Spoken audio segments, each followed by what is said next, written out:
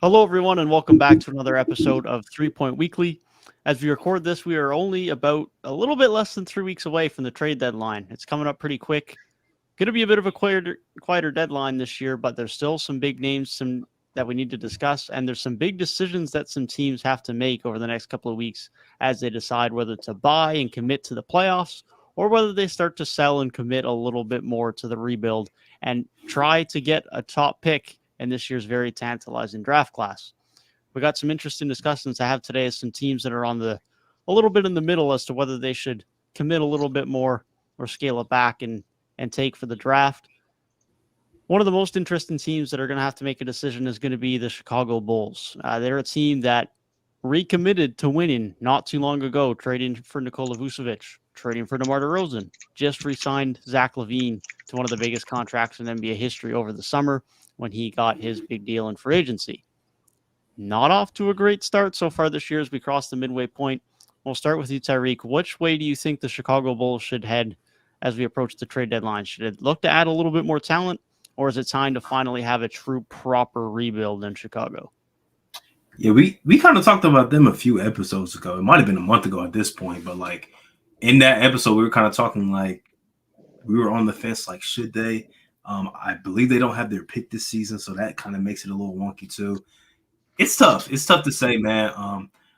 I think if like they could just get some value for the guys that are movable, like maybe a team that is, thinking they're a piece away. Maybe they want to chase a DeMar Derozan, or maybe it seems interested in Vucevic. Or I've seen a lot of Caruso rumors, like Caruso to the Warriors has been something that I've been seeing from like I think Bulls reporter Casey Johnson. He's reported it like 3 different times over the last like month. So there's moves like that, but they're just out of all the teams that are like kind of in that middle of the pack, they're in one of the most weird positions because, like you said, they made those moves over the last couple years to try and get back to being a good team. Last year it worked, injuries happened and stuff like that. Obviously Lonzo being out is like a big factor, but it is what it is right now. So personally, I feel like they should definitely be on the market looking to sell because the most that they could probably salvage for this season is making the play-in, and they'll probably lose, in the play-in game. And, it'll just be another offseason of, we still have, Lavine on the roster. We still got Vucevic who they'll have to make a decision on. Like, they'll just go into the offseason with all this baggage. I would be more of a fan of just go ahead and sell right now. So you go into the offseason with somewhat of a direction, maybe get some picks back so you can get some young players coming into the organization. And, yeah, I think that would probably be what I would do if I was in that front office or even if I was a fan of the team. Overall, like, rebuilding does sound like the best move. I think their ceiling is just not very high. I mean, especially in this Eastern Conference that's so tight, it's like they're not one of the teams that I'd expect when you get into those playing one-game scenarios. I don't know. There's a lot of teams I'd take over them, especially once you get into any 7-game series. Like, I'm not really taking them over anybody. And it does suck that they kind of just gave up so much and really cashed in on some older players to get like 1 year of being solid, kind of collapsing at the end, and now just back to really where they were before they started this whole process at just perennial 9-10 seed. It's like they did all these things, made all these moves just to end up right back where they were before. And it's like you've heard the Lonzo card play so many times, but at this point, like his problems seem so deep that I just don't even think you can bank on that. Like, will he ever be okay? And I just don't know, and I don't think anybody really knows. And so they're just in this situation where it's like, I don't really know if they have a great way to kick off a rebuild. So they might just be stuck in purgatory for a while because especially a lot of the stuff that they have that you could kick off a rebuild with, I just don't really know what markets are there for like their bigger assets. Like, say, if you wanted to start a rebuild, you're moving off of like DeMar, Zach, Vucevic. It's like, I don't know what that looks like. And I feel like they may just be stuck in their situation for a while, but like way closer to they should sell than they should buy. Because no matter what they're buying with this core, they're going nowhere fast. Yeah, like you say. Yeah, go ahead. Can I just jump in? I think like Patrick Williams is still there. If Zoe can get like just healthy, like just let him take his time. Like, if you do hit the reset, just let him take his time, get back. He's still a young player that you can have too. And depending on what you get back, maybe you get, just a bad contract. Say if you trade a Vucevic or a Lavine, but you get like maybe some young players that might be promising. That could be a start, compared to where they are now. And just like Gabe said, like their ceiling's not high, even if they try and buy in, because there's not really much that they have on that roster that a team would really want, like, to sell assets to them for. So, that's just my thinking right now, but you can go ahead and jump back in, Dev. Yeah, I was just going to say, like, they got two options right now. They can either fully commit to this group because they already gave up so many future assets and just put themselves in a hole and pray that it works, or they can do a bit of risk management here and try and recoup some assets and at least put themselves in a position where they're as good as they were before they moved off of some future picks. And if you trade away DeMar, if you trade away Vucevic, if you trade away Caruso, at least you're going to be in a situation where you'll probably get a couple of future picks back. You might get a young guy or two. You're not going to be any worse off than you were when you committed to get Vucevic and to get DeMar a couple of years ago. Sure, would you like to still have those picks and be adding to it? Of course, but they're not in a position that it's impossible to rebuild from. They might be in a position where they're not going to have a 2-year turnaround. They might have to wait a little bit longer, and they might have to do some things like Detroit have done over the last couple of years, where you're taking some guys to try and increase their value and sell later on for some more value in the trade market. That's the type of situation the Bulls are probably going to have to be in. But like you guys said, that just isn't really any logical reason to spend more future assets on this core, because there just isn't much place for them to go. Their ceiling, even with some additions, is going to be pretty limited. I feel for Bulls fans, man. It's like it was the fire guard packs thing for so long, and it's like, yeah, you probably should do that. And then they've done like kind of the front office overhaul, whole like almost organizational level overhaul, just to literally be in the exact same place that they were before any of it. So just, I don't know. I'll pray for that fan base, man. Y'all deserve something. It's the D Rose era just ended so bittersweet. So really, like, they haven't had a real fruitful time since like the Jordan days, pretty much. Like there was definitely some highs with the D Rose era, but it was so short. It got cut so short that it's like, damn. Yeah, they were fun, but like I feel like Bulls fans had that false hope, like we're gonna beat the Heat, or we're gonna beat LeBron in Cleveland. Like a lot of Eastern Conference teams had that false hope, and it just kind of got shut down in their face. But what I've been seeing, like, Bulls fans say, like, they feel like the front office might have too much pride because they did buy in to Vooch, to DeMar, re-signing Zach in the offseason, bringing in Lonzo. Like, they really bought into this group. And obviously, you make the playoffs one year, 5-game series against the Bucks, and now probably missing it this year. Even if if this team stays the same, you're probably missing it again. Their pick is top 4 protected, though. So, like, me personally, I would want to see my team, if our pick is top 4 protected, and if we're not top 4, we lose it, just go ahead, just sell the farm, man. Because this draft class, if you could somehow jump up top 3, top 2, we've already discussed, like, those are guys that we would want on our team's roster. So that's the decision that they have to make. It's not an easy one to make by any means, because teams just have this negative connotation with the word rebuild. But sometimes you just got to be real with yourself and, really weigh the future of the team and, see what's best to go forward. Yeah, definitely. It's tough to make those decisions when you've already sunk those future assets in, but sometimes you just got to know when it's time to pull the plug and just eat your losses, man. Sometimes it's just got to be done. And at least they can still get some value back for those losses. If they don't move Vooch and then he just walks, that's when it starts to become a bigger problem. Exactly. Yeah, they're just literally they're in basketball purgatory, bro. It's the same thing, kind of similar to what I said about like the Raptors last episode, with a lot less upside and a lot less assets. Of that, like, yeah, there's some talent on the roster and you could do some solid things, but at the end of the day, like, what's your ceiling? And if your goal is to win a championship, how close are you to actually achieving that in any facet?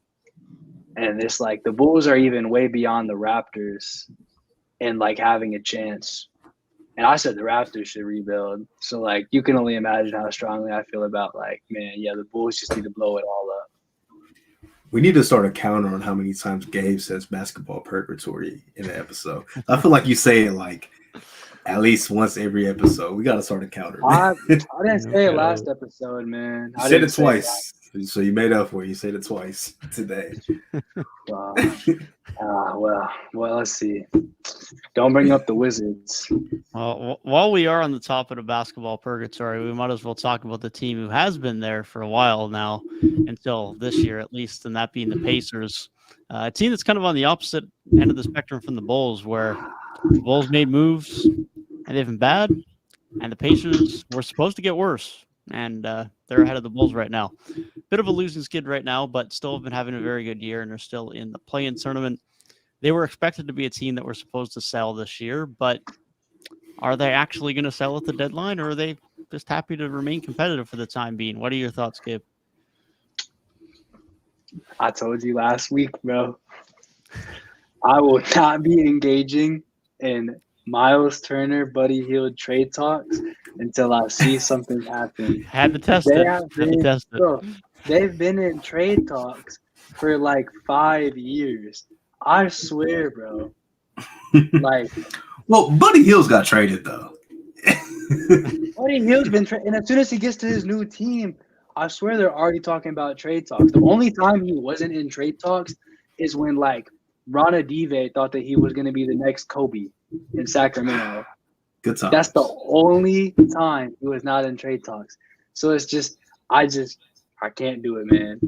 I can't do it because the speculation could literally have them go into like 8 different teams, all with the craziest packages. And it's like, should they do it? Yeah, probably. Just so they can get like the monkey off their back. I mean, especially on the Miles Turner one, that one's been going on for so long. I think Buddy Hield would be a good piece to trade because he's like a little bit less tied to the franchise. And I feel like, you know, shooting's always that premium. So you can probably get something decent without having to look too hard. The Miles Turner thing, though, it's just, bro, at some point, either do it or give it a rest. However, do I think that trading those pieces will be better for their future? Yes, because you have like super young Tyrese, super young Ben Mathurin. While Miles Turner, yes, is still kind of young. He's been around for a while at this point, and I think he deserves to go to like a little bit older veteran team that's like really going to compete for something. And I think even though he's not the oldest in the world, I still think what they can get out of like a him and Buddy Hield package would be good enough to kind of maybe cash in for something even a little bit younger that fits more alongside like the Ben Mather and Tyrese timeline. I'm kind of in the same boat. I want to see, because they're on that losing streak since Tyrese got hurt. I want to see how they handle this. Like if they start really sliding, like maybe lose a few more in a row, I think I'll have a clear vision. Like, okay, maybe they should just, go ahead, salvage the season, make those trades. If you can get whatever package for Buddy and Miles Turner, go ahead and do it. But they're a feel-good story, man, because when Tyrese was playing, they were winning games. I think they were just like 4 or 5 games above 500, like probably the last time we recorded an episode. So if Tyrese is back soon, as I think he should be, I say go ahead, write it out, because they're a fun team to watch. And the worst case scenario is like maybe they miss the playoffs and they'll still have a lottery pick. It won't be as high as maybe we all expected before the season, but they'll still have a lottery pick. And it seems like this front office is starting to learn how to make good decisions, which is something that we haven't been able to say about the Pacers for like almost a decade. So, I think they will make the right decisions. I will probably stay put unless Tyrese is out an extended period of time and they just, lose like 7 more games in a row or something like that. Yeah, I'd probably stay put too. I think the only situation where you look to make a move is if it becomes really clear from Miles Turner and his camp that he does not want to re-sign at all, which from rumors doesn't seem to be the case. It seems that now the Pacers are playing some decent basketball. He is open to returning, given the appropriate deal is given, of course, which given how well he's played this year, he should get a pretty decent amount of money this summer. But they've played well enough, like you say, as long as they don't slit too much while Haliburton is out. I think they're good to just ride the course, continue to see how things go. I think they're more valuable having Miles Turner on the roster to just play for them right now. And same can be said for Buddy Hield, is having that good of a spacer and a three-point shooter next to one of the best playmaking point guards in the league is an absolute luxury. And his value, as well as his contract, could be valuable if they wanted to package a few picks together and a bit of a star trade to throw someone alongside Haliburton over the next 12 months. So there's a lot of flexibility and value to keeping Buddy Hield on the roster for the time being as well. So given where they're at, didn't think I'd be advising them to not trade Buddy Hield in the middle of January, but kudos to the Pacers. They've put themselves in a situation where I'm telling them to hold on to Buddy Hield. Which is the complete opposite of last season, because everybody was telling them, sell everybody. With Indiana, kind of did. I can see them kind of going in that direction of like, kind of want to build a little bit more of a culture. Like even through the years where they were getting like 4 or 5 seeds and getting swept every year, it's like, it's a team that doesn't really want to be bad. So I do think like realistically, they will ride it out to the end of the season, just knowing kind of what they've done historically. And then like really, I think you could see even like a Buddy Hield trade on like draft night maybe. Because thinking how I'm saying, like, you know, maybe cash in for something a little bit younger. Like they can set that culture of, hey, we just had a playoff appearance, but now we're once again going to get a little bit younger. But now the young guys on the roster have a little bit of playoff experience. And so you're kind of building up your culture and then maybe making that trade a little bit later. Now, it is kind of tough with Miles Turner. Really, the only way if you ride it out, it's either a sign and trade, he's just walking, or he's coming back. So he's a little bit different from that side of it. Kind of a little semi-OKC vibe, the bubble year. Like everybody thought they were going to be terrible. Chris Paul will probably get traded at the deadline, but they ended up being a playoff team. So maybe it's kind of in that boat. We'll see how the rest of the season goes if they do stay put. But yeah, like Gabe said, that'll put them in a good position in the offseason too, because they can go either way. They can say, hey, let's add to this young core that we got. Or they can say, okay, we can dial it back. We can trade away Buddy Hield. Maybe a Miles Turner sign and trade is on the table somewhere, and then they can just get some young assets in and just continue to rebuild. They're in a very good spot, which is just such a complete 180 from last trade deadline season. Like, because, you know, last year they were basketball purgatory, as Gabe would say. Like, they were the team. But they're in a different spot now, so it's good to see. At least I'm not saying basketball hell anymore, man. Y'all are getting on me for calling people basketball hell. Hey, the Kings have been good. We're good. There's gonna have to be a new team who anoints themselves over the next couple of years. They was about to become the Lakers, but since the turn of the calendar year, they've been better. So dare I say the Trailblazers basketball? No, I'm just kidding. They're getting there though. I ain't gonna lie. They might be getting there. Yeah, they're getting there. They're getting there. Although I'll still probably pick Houston over them right now. They're not running from the grind in hell, man. Portland and Washington have definitely trying to put up their resume for sure. But speaking of Houston, did y'all hear what John Wall said about his time there? I was just talking. Me and Gabe were just talking about that before the pod. Bro, he said they were trying to lose on purpose. He said we was starting Justin Patton. I can't say the full quote, but yeah, you can't. They was starting Justin Patton on that. I forgot he was a player. I think he was a first-round pick. I think he was. God, don't tell me. I feel like he went to Marquette, but that don't sound right. But he seems like a Marquette guy. Went to Creighton. Dude, Big East team, man. I'll take it. That's close enough. If you would have got Justin overall pick, right? 16th. One of the many amazing Chicago Bulls picks throughout the mid-2010s. Wasn't he? I think he was traded, though. I think he was traded on draft night. Well, he might have been. Remember him in a Minnesota uniform. That does sound right, actually. Correct, yeah. He only played one game for the Timberwolves, mind you. A lottery pick, by the way. But, I mean, he's only played 22 games in his NBA career, so. Jeez. The craziest part of that John Wall interview was – actually, I don't even know what the craziest part was, but there was a bunch of crazy stuff. There was like him saying that they would have beat LeBron. He said I told KPJ and Jalen Green they needed not get used to losing. They'd be out the league if they were on another team. Like, he was saying the stuff that y'all getting away with here. I'll go to another team. I'll be out the league. Like, bro, Jalen Green would not be out the league year 2 averaging 20 points per game. Now, would he be averaging 20 points per game somewhere with a little bit more structure? I don't know. But anybody averaging 20 anywhere, come on, bro. They're an NBA. And KPJ, he's had some issues. He's an NBA player, bro. Come on, John Wall. And then he said something about the Wizards and Bradley Beal like were fake to him or something.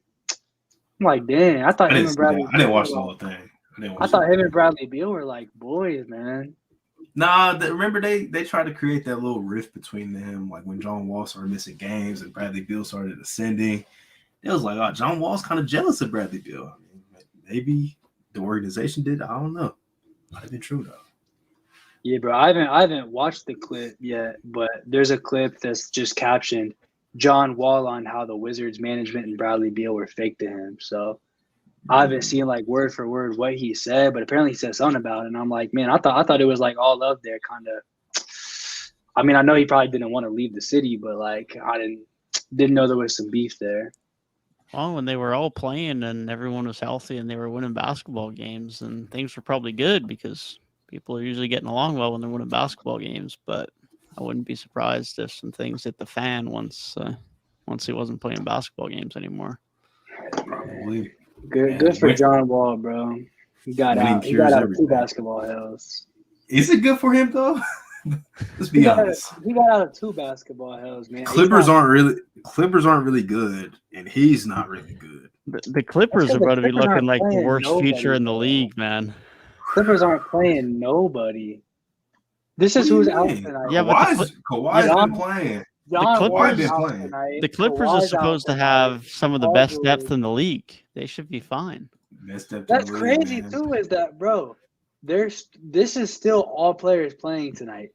Zubac, Powell, Terrence Mann, Batum, Marcus Morris, off the bench, Amir Coffey, Reggie Jackson, Brandon Boston, Robert Covington. Like, bro, they have all real NBA players. Except maybe Brandon Boston, but he's not playing because they got so many vets on that team.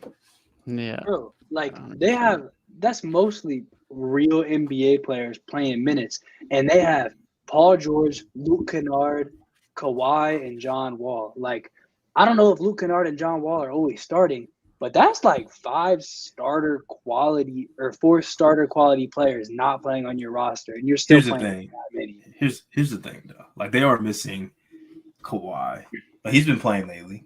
Still haven't looked that damn good. He's looked good, but they haven't looked good as a team. PG just came back. I think last night was like his first game back in like a few weeks. So okay, I'll accept that. John Wall has not looked good this season. I'm surprised to find out he's the worst pull-up jump shooter in the league. Really? You're worst surprised? by far. Not surprised. I mean, he's the worst though. Like, damn, the worst. I was gonna say John Wall's not been good this season. Like, I follow some Clipper fans on Twitter, and this one dude, he ranks like the guards after every game. John Wall's consistently at the bottom of the list. I'm just like, damn, has he been that bad? And when I watch, I'm like, I see it. He's not been good. And Luke Kennard's, his minutes have always been up in the air. Like, 1 game he'll play 30 minutes, have a good game. The next game, DNP. Or 10 minutes. Like, it's just all over the place with Luke Kennard because he can't defend. Great shooter, cannot defend. Back in like 2018, I feel like the narrative was always John Wall and Andrew Wiggins. They were like, both of these 2 players, people think they're good mid-range shooters because they take a high volume of mid-range shots, but both of them were like not efficient. And there was like all this hate about like they shoot a lot of mid-range jumpers, but they are not good mid-range shooters. I think the same thing came about like Westbrook too. But around 2017, he had a pretty good shooting year for his standards, that MVP year. But like, I feel like John Wall has never really been. He was known to be a mid-range shooter because he did it, not necessarily because he should have always been doing it. So now that he's like past his prime and all that, I'm not at all surprised that he's not doing well from that. And yeah, he was never really a good shooter. He just, like you said, he took a high volume because the defense would rather give him a midi than him get to the bucket. Because the way he broke the defenses down back in 2015, 16, 17 was like one of the best in the world. And now 2 big injuries later, kind of expect what he's looking like. Yeah, definitely. Their point guard play as a whole this year has been a problem, which has been the most consistent problem for that Clippers team over the last couple of years. But I don't know, man. They still have decent depth, but other than Norm, most of their depth hasn't played that well this year, up to what you would have expected. So they're in a rough spot. Defense has still been pretty good, but the offense definitely hasn't been what it's supposed to be. And I mean, I don't even want to cut out Paul George here because Paul George hasn't been as good as he should be this year either. So as a whole, that offense is definitely struggling. Man, Questionable team for sure. Let's not go back to our preseason rankings. I didn't say anything about our preseason rankings. You brought it up, Gabe. You brought it up, man. Listen, hey, man, here's what I will say. My East 1 seed, they only 4.5 games out now, See, man. That's what I've learned from this talking basketball stuff. It's like, just talk about your dubs. Like, nobody's going to remember that 2 out of 3 of us had the Timberwolves as the 1 seed. Exactly. And the other one had the Clippers. Like, nobody's going to remember that. Exactly. They might. We all had the Grizzlies in the play-in or the 6 seed. Yeah. Hey, I'm going to say this every episode because I said at the time, I do not feel good about this, but it has to be done. Hey, bro, I hope the Kings come up because I had the Pelicans at the 4 seed, and if the Pelicans finish the 4 seed, that's my W. That's my W to take.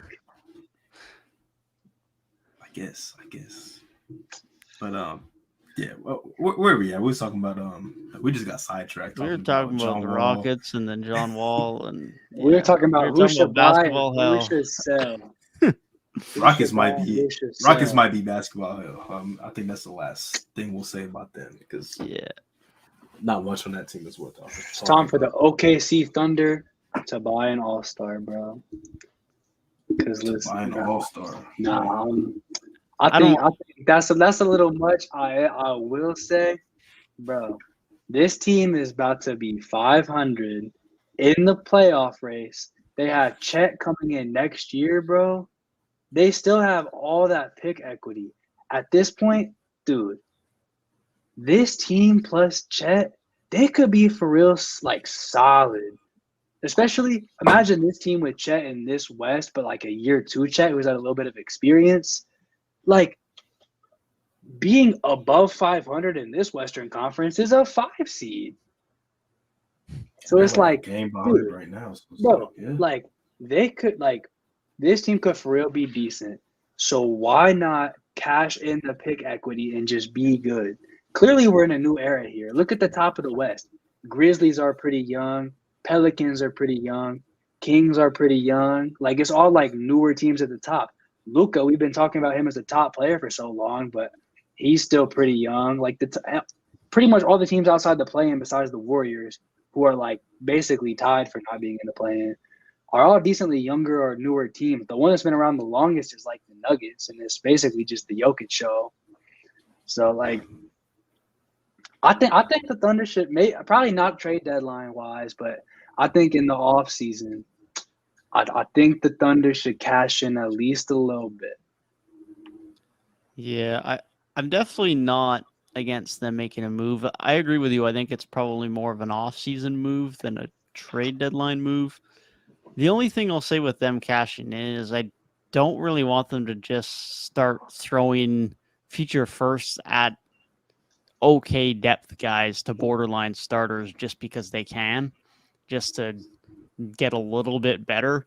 I think at this point for them, it makes the most sense if they can cash in and try and get a star. If they can move a couple of firsts and a Jalen Williams or a Lou Dort or a Giddey, whoever it is you need to move to get that true legit number 2 guy or number 3 guy next to SGA, however they end up combining with it, SGA and Holmgren is who's better. But if they can move their assets in such a way that they can get that third or second guy, so you can have SGA, Holmgren, and another star, plus some of the good young guys you already have, plus the good young guys you're already going to be able to continue to draft. So they're going to have depth, even if they have to trade some away in a trade, because they're just going to keep bringing it in year after year, because even if they trade away picks, they have a million other ones. So they're in a great spot that if they want to cash in, they can. So I don't see a reason why if a star becomes available, they shouldn't be involved because they're in as good of a spot as anyone in the league asset-wise to go in and make that move. And they're showing right now that they're close enough to the point that, like you say, Gabe, once Chet comes back next year, you add someone else as well to the roster who's at a borderline star level. This team, starting from day one next year, can already look like a playoff team. They could get Pascal Siakam. Yeah, legitimately. Imagine like Siakam would fit in perfectly on this team. Yeah, I mean, people talk about like the Pelicans have a ton of assets. Nobody got more draft capital than OKC. Like we all know that, and they got young talent too. They got guys like Ousmane Dieng is not even playing for them because they got too many good rotational players and they're playing good basketball. So yeah, definitely not this season because I don't see a star randomly becoming available right now. But maybe this summer it could happen. Who's that star going to be? I don't know. Maybe Devin Booker. I don't know. Trae Young. Trae Young, like that's Trae and Shea. I'm not a fan. It rolls off the tongue well, but I don't know if it does. rolls on the court well. Trey, Shea, and Giddey would be a wild three-man combination.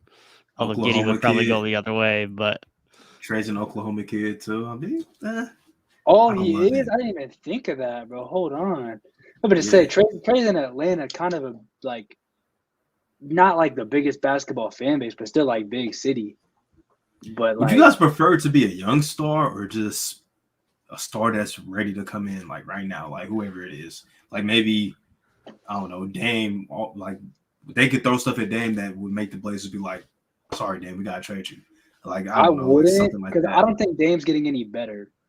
I'm just saying like a star in that age range, like you mentioned Pascal, like from that age to around where Dame is now. I think Dame's like 31, 32. So like somewhere in that ballpark. Would y'all pull that trigger? I don't think I'd want much older than Siakam. Like Dame's 32 and a half now. Siakam's almost 29. I don't think I'd like to go much older than 29, 30. It's like as much as Dame's good, like Dame's probably got another 3-4 years at an elite level at best. This OKC team and their young core is not going to be at their best for another 3-4 plus years. Would you do a Zach Lavine? I'd probably take Lavine. I'd probably take Lavine. Lavine might be the next guy. Lavine might be the next guy that becomes available, and that could be attainable maybe this season, depending on how the Bulls want to shape things up. Definitely. Like they got options, man. Like I'm very happy that they're seeing themselves win games, and they're like, okay, let's go ahead and see how far this can take us. Because if there was any year that I thought that they would just go ahead and tank as much as they could, I would think it would be this year. But maybe they just believe in Chet that much that when he comes in, he's going to be super impactful from day one. Shea, obviously, averaging over 30 points a game is unprecedented in the NBA. Even in this scoring tier, he's averaging 30 a night. So, like, they got their superstar right there in their roster. Josh Giddey's a good complimentary piece, but he can get flipped. Same thing, Jalen Williams, good complimentary piece. He can get flipped. Lou Dort, like, they got options, man. They got options, which is something that coming into the season, we were kind of on the fence about OKC because we're like, you got all this young talent, you got all these picks, but what are you going to do with it? Now it's like, okay, they got a direction, man. So hopefully, I would love to see somebody become available before the trade deadline so we can see a big shakeup. OKC go all in and see if they can make a real playoff push. I wish somebody would trade for Laurie. I'm not going to lie. I was thinking that, but I don't think Utah's going to give him up. Like, Laurie to, like, OKC, it'd be kind of crazy. I'm not going to lie. Laurie, I just came up because I'm looking at Utah's game going on right now. Laurie has 34-12 to beat the Clippers, and then now Utah's back to 500 again. So they fell off for a little bit, but chilling at 500. There's no way they move him. They got him under team control for the next 2 years. He ain't going nowhere. Facts. Him and Walker Kessler are probably the only untouchables on that team. Although I probably wouldn't touch Agbaji either because he's been really good the last few weeks. Gotta be racially motivated, bro. But yeah, Laurie ain't going nowhere. No, Walker Kessler's been hooping, man. I can't lie. He has been hooping. He has been playing some really good ball. Really good ball. The only other thing I'll note on 13 and OKC 11 tonight. trades is them making a star trade is actually going to be way more difficult than I thought it was going to be because they're not going to be able to match money at all. Because Lou Dort is making 15 mil next year, and then their next highest paid guy other than SGA is Chet at 10 mil and Giddey at 6.5, and then everyone else is making less than 5 mil. They might have the salary flexibility though, to where they might not have to match. I'm not a cap expert though, but I'm just thinking in 2K terms. They might have. I'm about to say, ain't nobody's getting paid. So it's like they might just have cap room. But what they could always do is try and take on like a not so good contract, like they typically always do, like how they did with Al Horford. Yeah, they could always maybe do that. Yeah, maybe that's their trade deadline trade. If they made a move at the trade deadline, maybe they take on somebody's bad contract. Yeah. But like somebody like a maybe they enter the Buddy Hield sweepstakes, they make the playoffs, and then they flip Buddy Hield, man. Because he has a year left. I was thinking though, like there are not, at least off the top of my head, I can't think of many like just outrageously horrible contracts. Like, no, there's not a ton anymore because the Kevin Love contract's done this year, so that's finally over. Like there used to be Blake Griffin, like Drummond, John Walls. Most of the guys still got a pretty terrible contract, bro. This is bad, but it's like we've accepted that it's bad. Most of the guys that are overpaid right now are at least contributing. Like you have the Russ contract. Tobias Harris is the one that comes to mind, but he's still solid. Like he's still a good starter. It's not one of the biggest deals, but one of the worst ones for production right now is probably Duncan Robinson and Evan Fournier. Those are probably up there, but there's not really any guys making max money that at least aren't producing at all anymore. Might not be playing like a max player, but they're at least giving you some valuable minutes.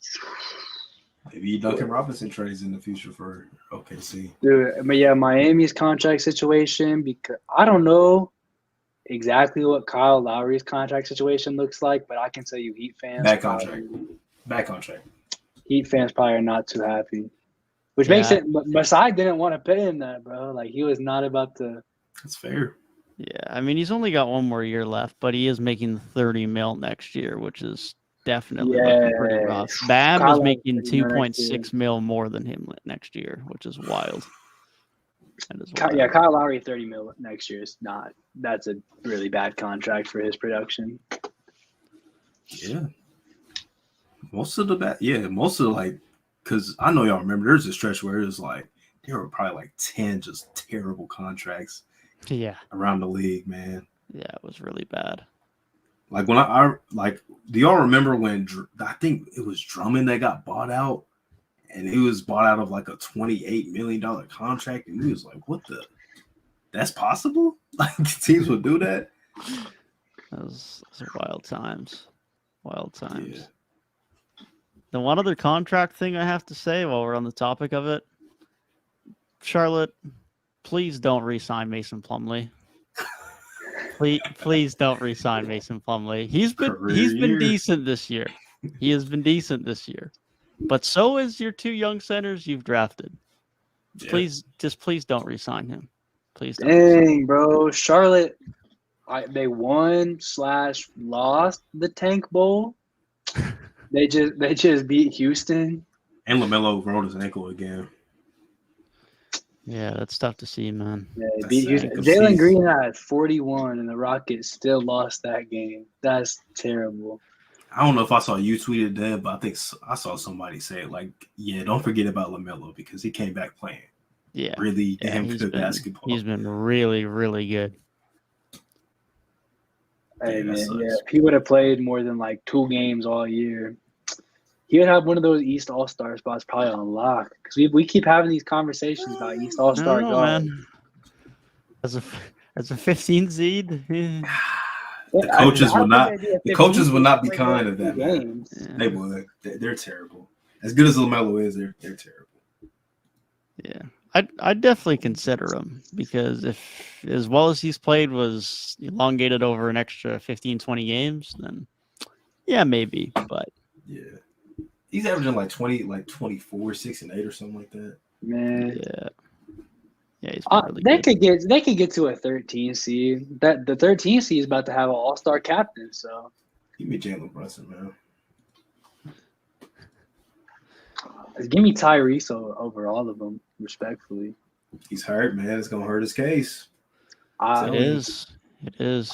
He'll be fine, bro. Let me tell you, I was gotta editing start- the lists today. I gotta start making cuts, man. Like injuries, like Yeah. KD might have been a starter, but now it's like, sorry, Kevin. Gotta go. Gotta go. I mean, my list a month ago had AD as a starter, and now it's like, I don't even know if he makes the game. Is it time to start pushing? Those games to push Kyle Kuzma agendas? Those games played agendas are tough, man. Like, especially in the West, you got Steph who's missed time. You've got AD who's missed time. You've got Zion who's missed time. Like, there's some interesting considerations for where guys either fall in or out of the starting lineup. It's tough, man. Hey, man, Kyle Kuzma, 21.6 points, 7.5 rebounds. No, maybe most improved agenda. Four assists, bro. 34% from three, 45% from the field. I don't know, man. Good season. He's been damn good. Washington might have an all-star on their hands, and his name is not Bradley Beal. Yeah, well, that potential all-star is probably not going to be a Wizard in 2 weeks anyways. So they are not going to have a potential all-star on their hands. But you don't think so? Where does Kyle Kuzma's market look like? Where does he go? Everyone always wants a wing. He'll go somewhere. He's been too good to not get moved. He's going to opt out of his contract at the end of the year, so he'll get moved.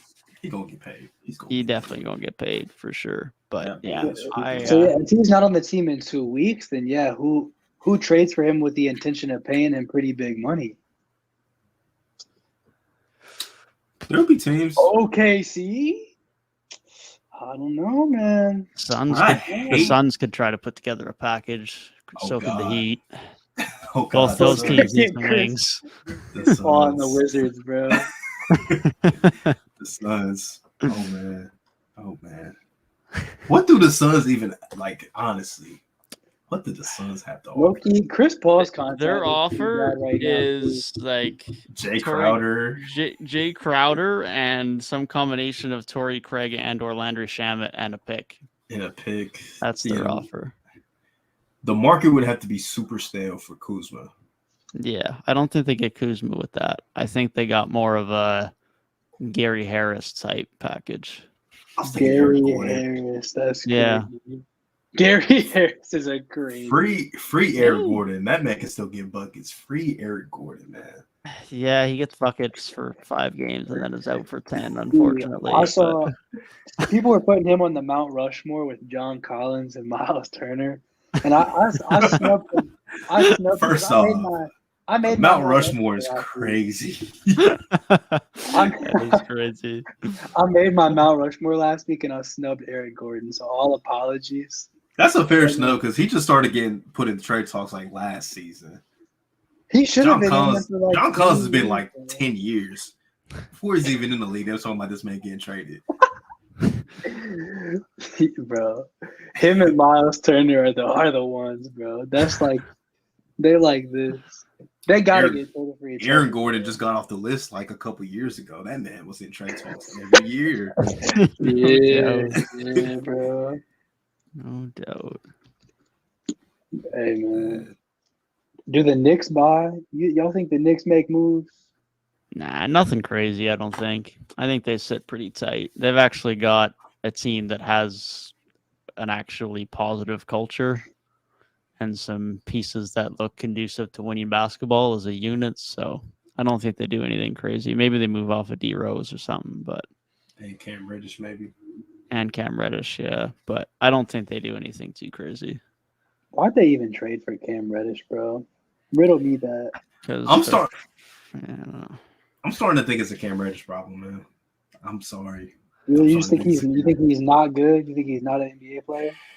He's an NBA player for damn sure. It's just, is he a quality contributor to a playoff team? Consistently? I don't know, man. I just really have to. I don't know, like, because we're like, he just needs more minutes in Atlanta.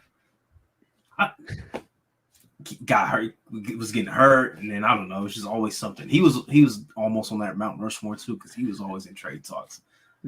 If 8 seed Atlanta didn't want him, I'm gonna give him a chance still because Knicks were he's not super good last young. year. He's still super young, but it's just like it's getting to the point where I might have to start looking more at Cam Reddish than the teams that he's playing for. It's like the Knicks and the Hawks are both in the mix, but like if neither of them want him, and these are both teams that within the last 365 days have been not good basketball teams, like it's weird, isn't it? It's weird. All I gotta say is that Cam Reddish is looking like a prime Detroit Pistons trade deadline pickup right now. Dude, That's I was saying that last say. year. I was saying that last year. He should have ended up in Detroit last season. Especially if they're trading Bojan. They got some more wing minutes to free up. Get him in there. Dare I say, he may be a Laker. I mean, apparently all the Knicks want is a second-round pick. I'm sure the Lakers have a second-round pick somewhere. All I'm saying is he may be a Laker. Now, will that help them as much? I don't know. Maybe. He can't be worse than Troy Brown Jr., right? Do they need help? Kind of hard to imagine. Bro, the Lakers have been pretty good in 2023, man. They've been cool. Yeah. They're still solid. They're playing still a 13 competitive seed, one with the Kings right now. LeBron has 18 against the Kings, and it's not even halftime yet. LeBron's probably going to break the scoring record in February. LeBron's been amazing.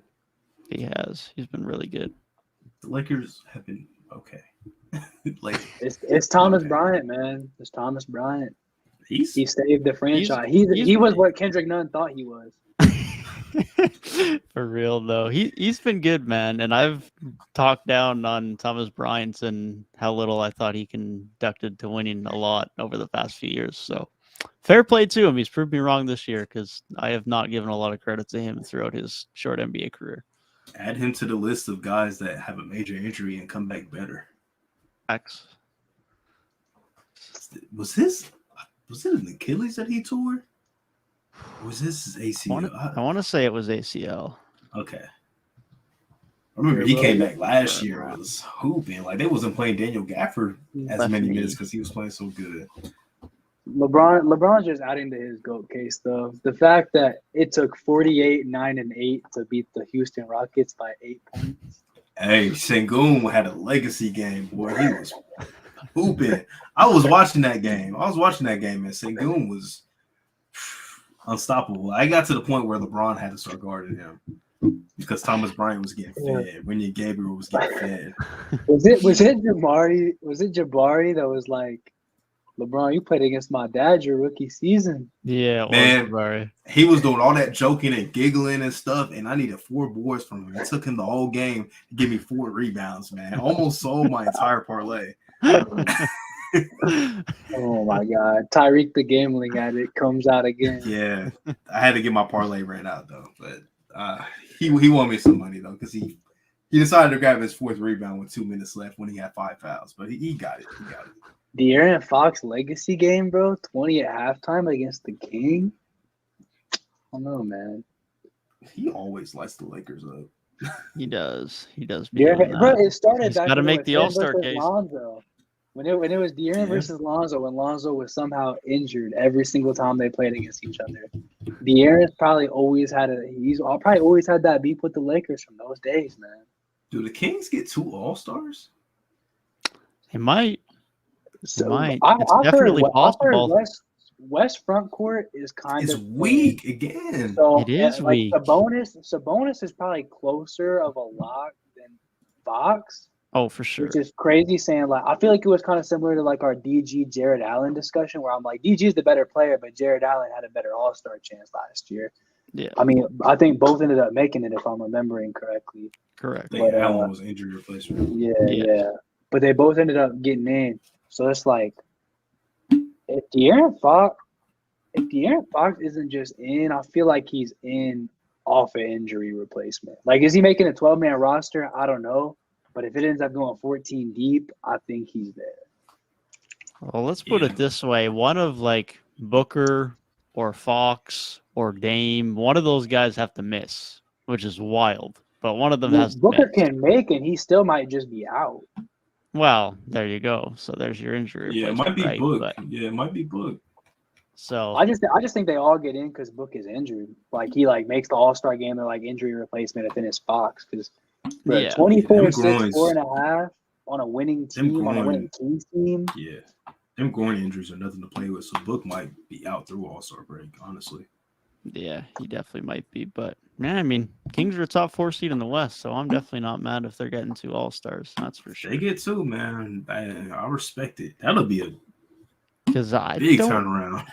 because I don't think anybody above them in the West gets it because Bane missed too much Injuries. time, Jaren missed too much time. No one else in Denver's getting a spot, and I don't think CJ's done enough to get in, and of course BI's missed too much time. So Kings are Yeah, probably the but most then likely team to get 2 out of those top 4 teams. just talking about West guards, it's like just looking through the teams, it's like Ja, Luka, Steph, Shea. Shea. Shea's a What's starter. that? What's that? 4? Yeah, and then you got Dame, Booker, and And Fox. then yeah, Booker might be injured. So So yeah. then they might that might be it, bro.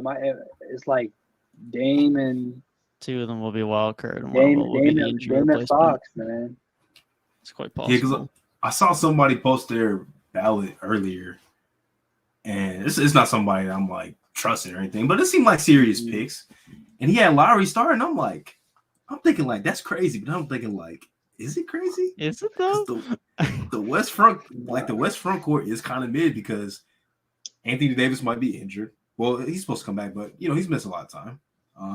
Paul George, Kawhi, like, those are 3 guys right there that are usually locks, but Yeah. they've all missed time. So I'm like, And Zion's been good, but has now missed a fair bit of time as well. So Zion he might still make the team, but is he a starter? I But don't that's know. the thing. And if Zion, like, say Zion didn't play the All-Star game, Zion could be the guy to miss, and the injury replacement could still be De'Aaron Fox. Like, it doesn't have to be I don't think it has to be another front court guy. That's the injury No, it replacement. doesn't And because so it's last like, year Fox or Allen replaced a guard. I'm pretty sure. like somebody's gonna miss the game. Somebody always misses the game. Now, do we wish injuries on anybody? No. But it's just like a fact that like somebody usually misses the game. So I do think there will be an injury replacement, and for that, I really do think no matter what, De'Aaron Fox is probably gonna make the All-Star game. Yeah, definitely. I mean, when I was updating my ballot today, I literally have a spot for the injury replacement. So it's just kind of a reality of the situation of the All-Star game these days. When's the last time we didn't get an injury replacement? honestly, every year I've watched basketball, I remember there at least being one that I paid attention to. So Last year there was a couple, but wasn't DeJounte Murray? Wasn't he an injury replacement too? DeJounte was, Yeah, Jared Allen and was, Jared Allen was. LaMelo? No, I don't think so. I don't think. Are you sure? Don't quote me on that though. There's no way LaMelo got voted in. Might not have. Might not have.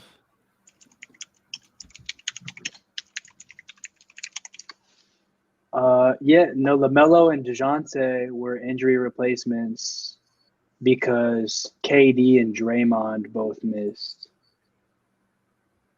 And then Jared Allen had to have been. 'Cause I remember he Jared didn't make Allen it. replaced Sixers James Harden. Yep. Okay. So yeah, Okay. there were 3 All-Stars that missed last year. It was And that doesn't even factor in like the guys that are always locks that were hurt. So Yeah. damn, Lowry might be a fucking starter. He might be, man. It's literally Might I don't know if it's crazy though, because he's been hooping. And it's a bonus. He has been, bro. man. He's been It's good. literally like front court is literally like Jokic, LeBron. And that third guy's a Then question mark, man. It's Lowry or Sabonis, bro. Remember we was having a conversation like LeBron's not an all-star right now? Hey, I Bro. was fully riding that train a month into the season. The That crazy guy thing quickly. is like Sabonis when he was on the Pacers in the Eastern Conference in the weak East. I feel like he was making the All-Star game as like an injury replacement, bro. And now he's about to be a starter in the West. I think one year he might have been a replacement. The other year he made it outright. But he only made it twice, which is kind of crazy because dude was still a double-double machine in the East. And the Pacers were always decent. I feel like at least once he was definitely an injury replacement at some point. I feel like he was because I do remember that too.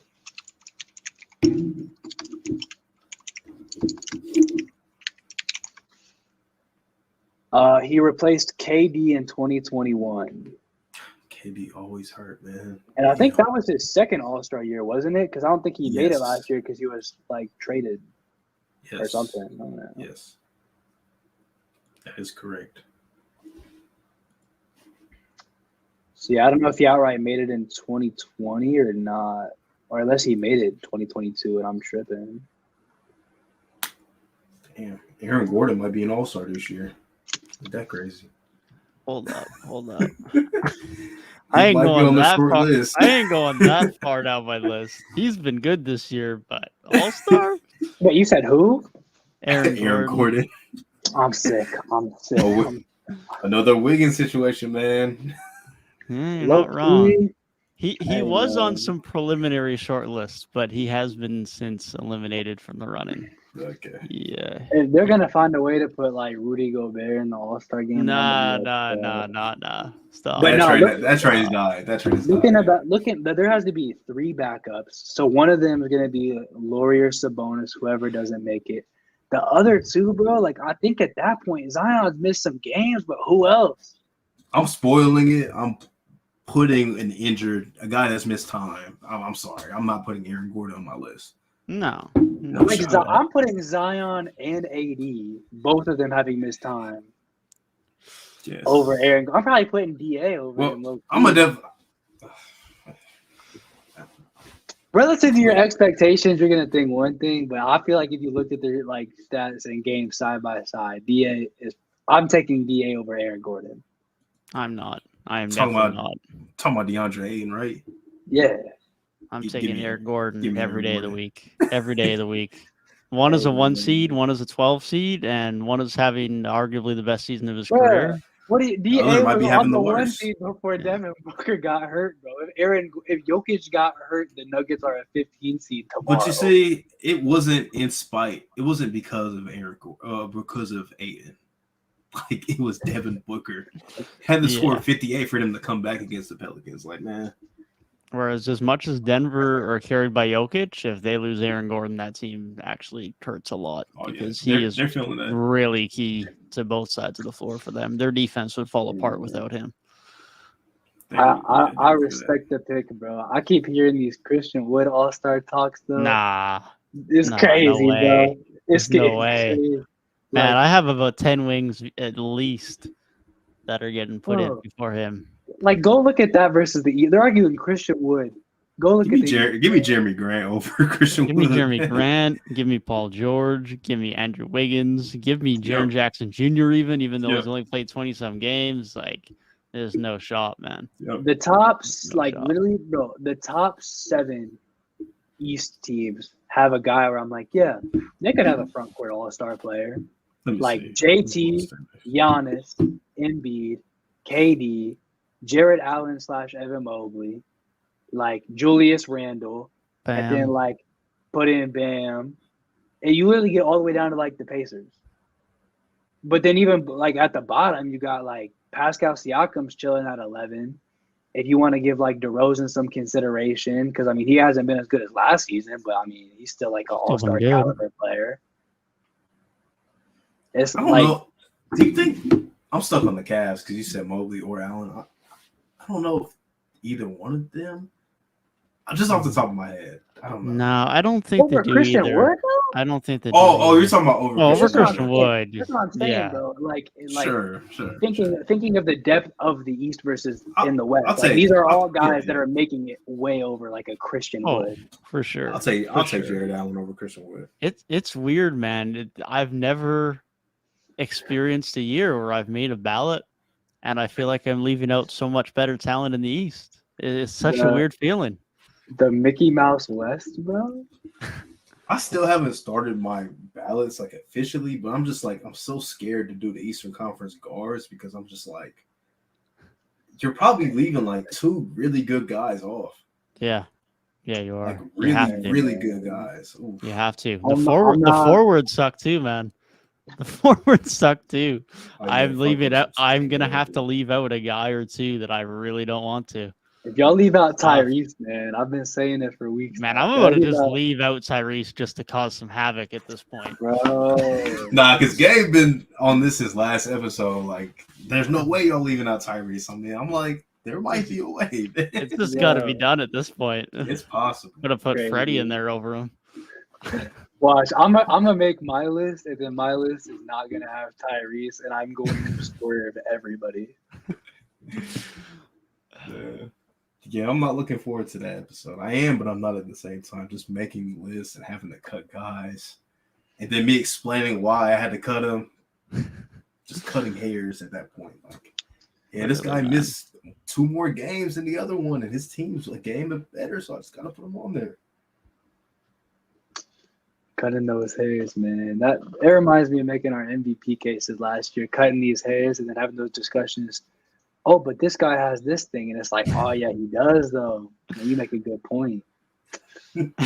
Like at that point, we was just debating against each other. Like, well, Scotty's team is better, and he's a like. For real though, Bro, we had 2 Giannis MVP picks in the pod last year. He didn't even win. He didn't even win. Jokic is about I was literally so like, nah, there ain't no way before the season, and now I got proven wrong.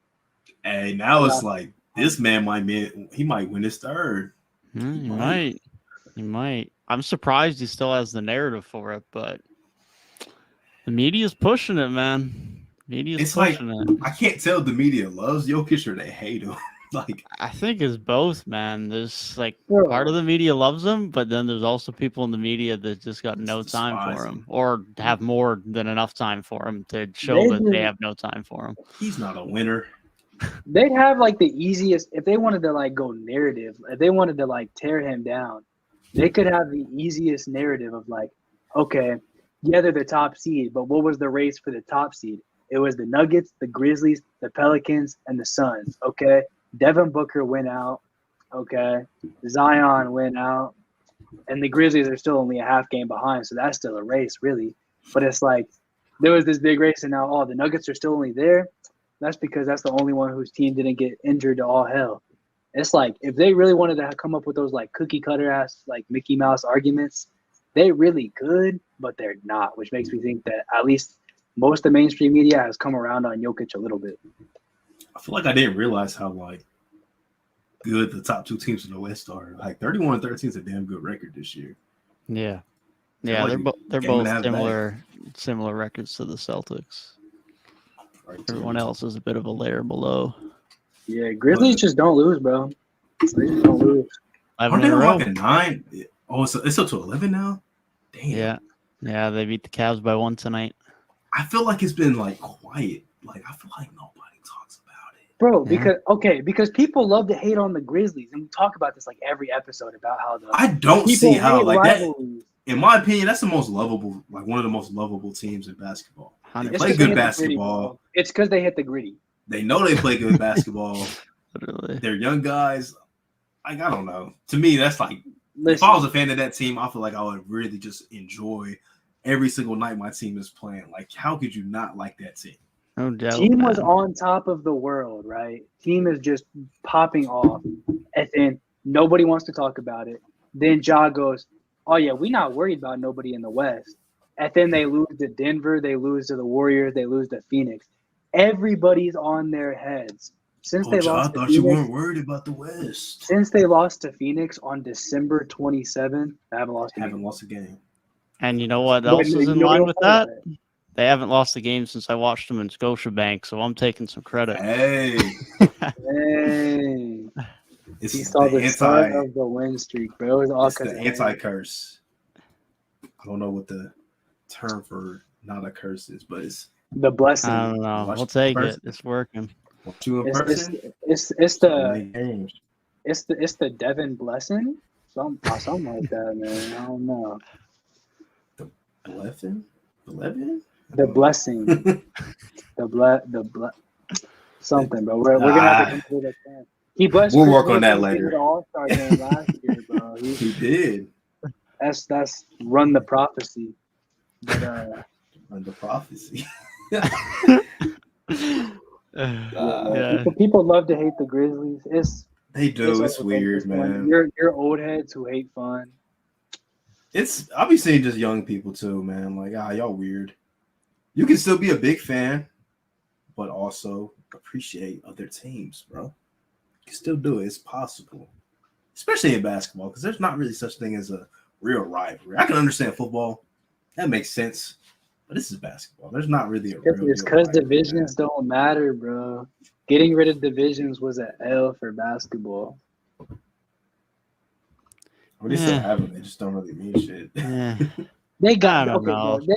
They come on, bro. They got rid of divisions. They used to be the top 3 seeds were divisions. They got rid of the importance of division. Yes, they got rid of the importance. Yeah. Even What's still, crazy though, is- like, did we hate the Celtics as Raptors fans any more back then than we do now? Nah, Not really. it's really. mutual. And I feel like I can appreciate the Raptors. Like, that's how it is now. We still play each other 4 times a year. That doesn't change. It's like, I don't know. You might get a little bit more out of it, especially if there's 2 teams that are fighting for the division every year for 5, 6, 7 years. But that's pretty rare these days. Like, that just doesn't happen that much. So I don't know. I think it's a bit overplayed. Only thing that would make me dislike a team is like if they're just making just terrible decisions, like they should be rebuilding, but they're not. Or if they're just not like a watchable team. Like I really rank teams based on watchability. That's why like I've enjoyed the Knicks this season. I always enjoy the Grizzlies, the Cavs, like teams like that. Like even if they're not, well, some of them are really good, but even if they're not like great teams, I would rather watch them. Like I don't know. That's why we like Orlando and we don't like Washington. Because one team's Exactly. fun to watch, the other one not so much. One has a good direction, and the one is stuck in purgatory. It's just sad, bro. The Wizards are they're really just basketball. Oh, y'all thought I was gonna say it, but nah, it's just bad. It's bad vibes only. I'm sorry for the DMV. It's not fun times. Such a good area, man. They deserve better basketball. They deserve better football too. Better owners of their football team. My dad tells me because he used to live down there when he was in the Air Force, and he was like, "Man, some of the best times was like driving up to DC back when they were the Bullets and watching like it was like when they had Chris Webber, Juwan Howard. He's like, those are some of the best games because you get tickets for like $5. I'm like, sounds decent. Yeah, honestly, I can see why it'd be fun back then, but these days, bro, I guess I mean the Nationals were like they won the World Series a couple years ago, and now they stink. But like now they stink. Literally the whole time, the last time Washington football was like relevant, they're probably still the Redskins. Like they've been above 500, but they won a couple divisions in the last decade, but that's it. They won the division at like didn't they win the division at like 7-8 or 7-9 or something like that? Probably. Yeah, back when the division was trash, and then they just flipped themselves on their head, and they're now just the best division ever. Washington is hard. Yeah, watchability though, like the Wizards might be bottom of the barrel for me. Bad teams, I feel like, are only super watchable when they're young because those young teams just play fast. They play hard. They probably play more offense than defense. It depends because Houston last year was supposed to be fun, young, and bad. They were just bad. Yeah. Houston's definitely the young team that I struggle to watch the most because like they got some fun players, but man, I like watching Sengun. There's a lot of individuals on that team. Put it that way. Dude, I mean, if you watch a lot of individuals. If you watch a Houston game, to watch that. If you watch a Houston game, just imagine it being in a YMCA gym or 24/7. Like, just imagine it, LA Fitness, wherever you hoop at. Just imagine that's the setting because that's how the Rockets play on the offensive side of the floor. Yeah, it's just Jalen Green, boom, boom, boom, boom, boom, boom. Oh, I don't got it. KBJ, boom, boom, boom, boom, boom. Sengun post up, he might pass it because he's not that type of player. But like Eric Gordon, boom, boom, boom. It's just like, bro, this is nasty to watch. I just can't do it. Can't do it. Yeah, it's brutal. I'm probably watching them over the Hornets with no LaMelo, man. Scary. Give me the Terry, Hornets, man. Scary Give me the Hornets. Terry. That's tough. But nah, Terry Rozier with no leash, man. You might get 40 from him. You might get 40. He's a fun player, but like I don't know, man. I'm not taking time out of my day to watch Terry Rozier cook on a 15 seed. You sleeping, man. I still have a Terry Rozier shirt. Scary Terry shirt. Yeah, I'll take myself a Scary Terry over those Rockets, especially because I get to watch Mason Plumlee and get another case every day as to why he shouldn't be starting anymore. Sengun, bro. You sleep on Plumlee, man. Hey, I ain't saying he's been bad this year, but the Hornets got to move on, man. I've seen too much of that guy in the Charlotte Hornets jersey. You know, he could probably like a team like the Nuggets. I'd rather him on Toronto right now than on Charlotte. And that's saying something because Toronto's my team, and I don't like Mason Plumlee that much. But just get him out of Charlotte, man. Let the young guys play, please. The Nuggets need to go bring him back, man, because he would be a really good backup big. Look, DeAndre Jordan was getting minutes for them when Jokic wasn't playing, dude. He was getting heavy minutes. He was getting 30-plus a night in 2022. That's wild, man. That's wild. I think he started the other night because Jokic was out with that wrist injury. Yeah, dude, it was nasty. And you know what's crazy? Zubac still couldn't get 8 rebounds. It's insane. DJ can still box out, I guess. I guess. Talking about like bad teams that are watchable, like what's the good team that's the least watchable? Like which good team do you just hate watching? Good team that's the least watchable. The first team that came to mind was Denver. I don't like watching the Nuggets. Don't like watching the Nuggets. Interesting. I like watching Jokic. Nuggets, they just don't miss threes, bro. I like watching Jokic, but like overall as a team, I'm just like, I'm very mad on them.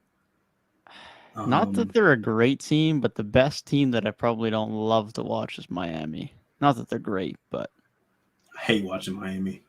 Yeah. I feel like Miami could be super stagnant. It'd probably suck to watch Dallas if Luka wasn't like crazy. The Bucks. I don't really enjoy watching the Bucks. I'm not gonna lie. I've heard a lot of criticism. Yeah, of I don't mind. style. I don't mind watching the Bucks, but I don't love it. I'm enough of a Brook Lopez fan this year that I'm okay. Which is funny because I was one of the riders of the train last year of Bobby should be starting over Brook even when he comes back from injury. But hey. Prove me wrong. I'll give him that.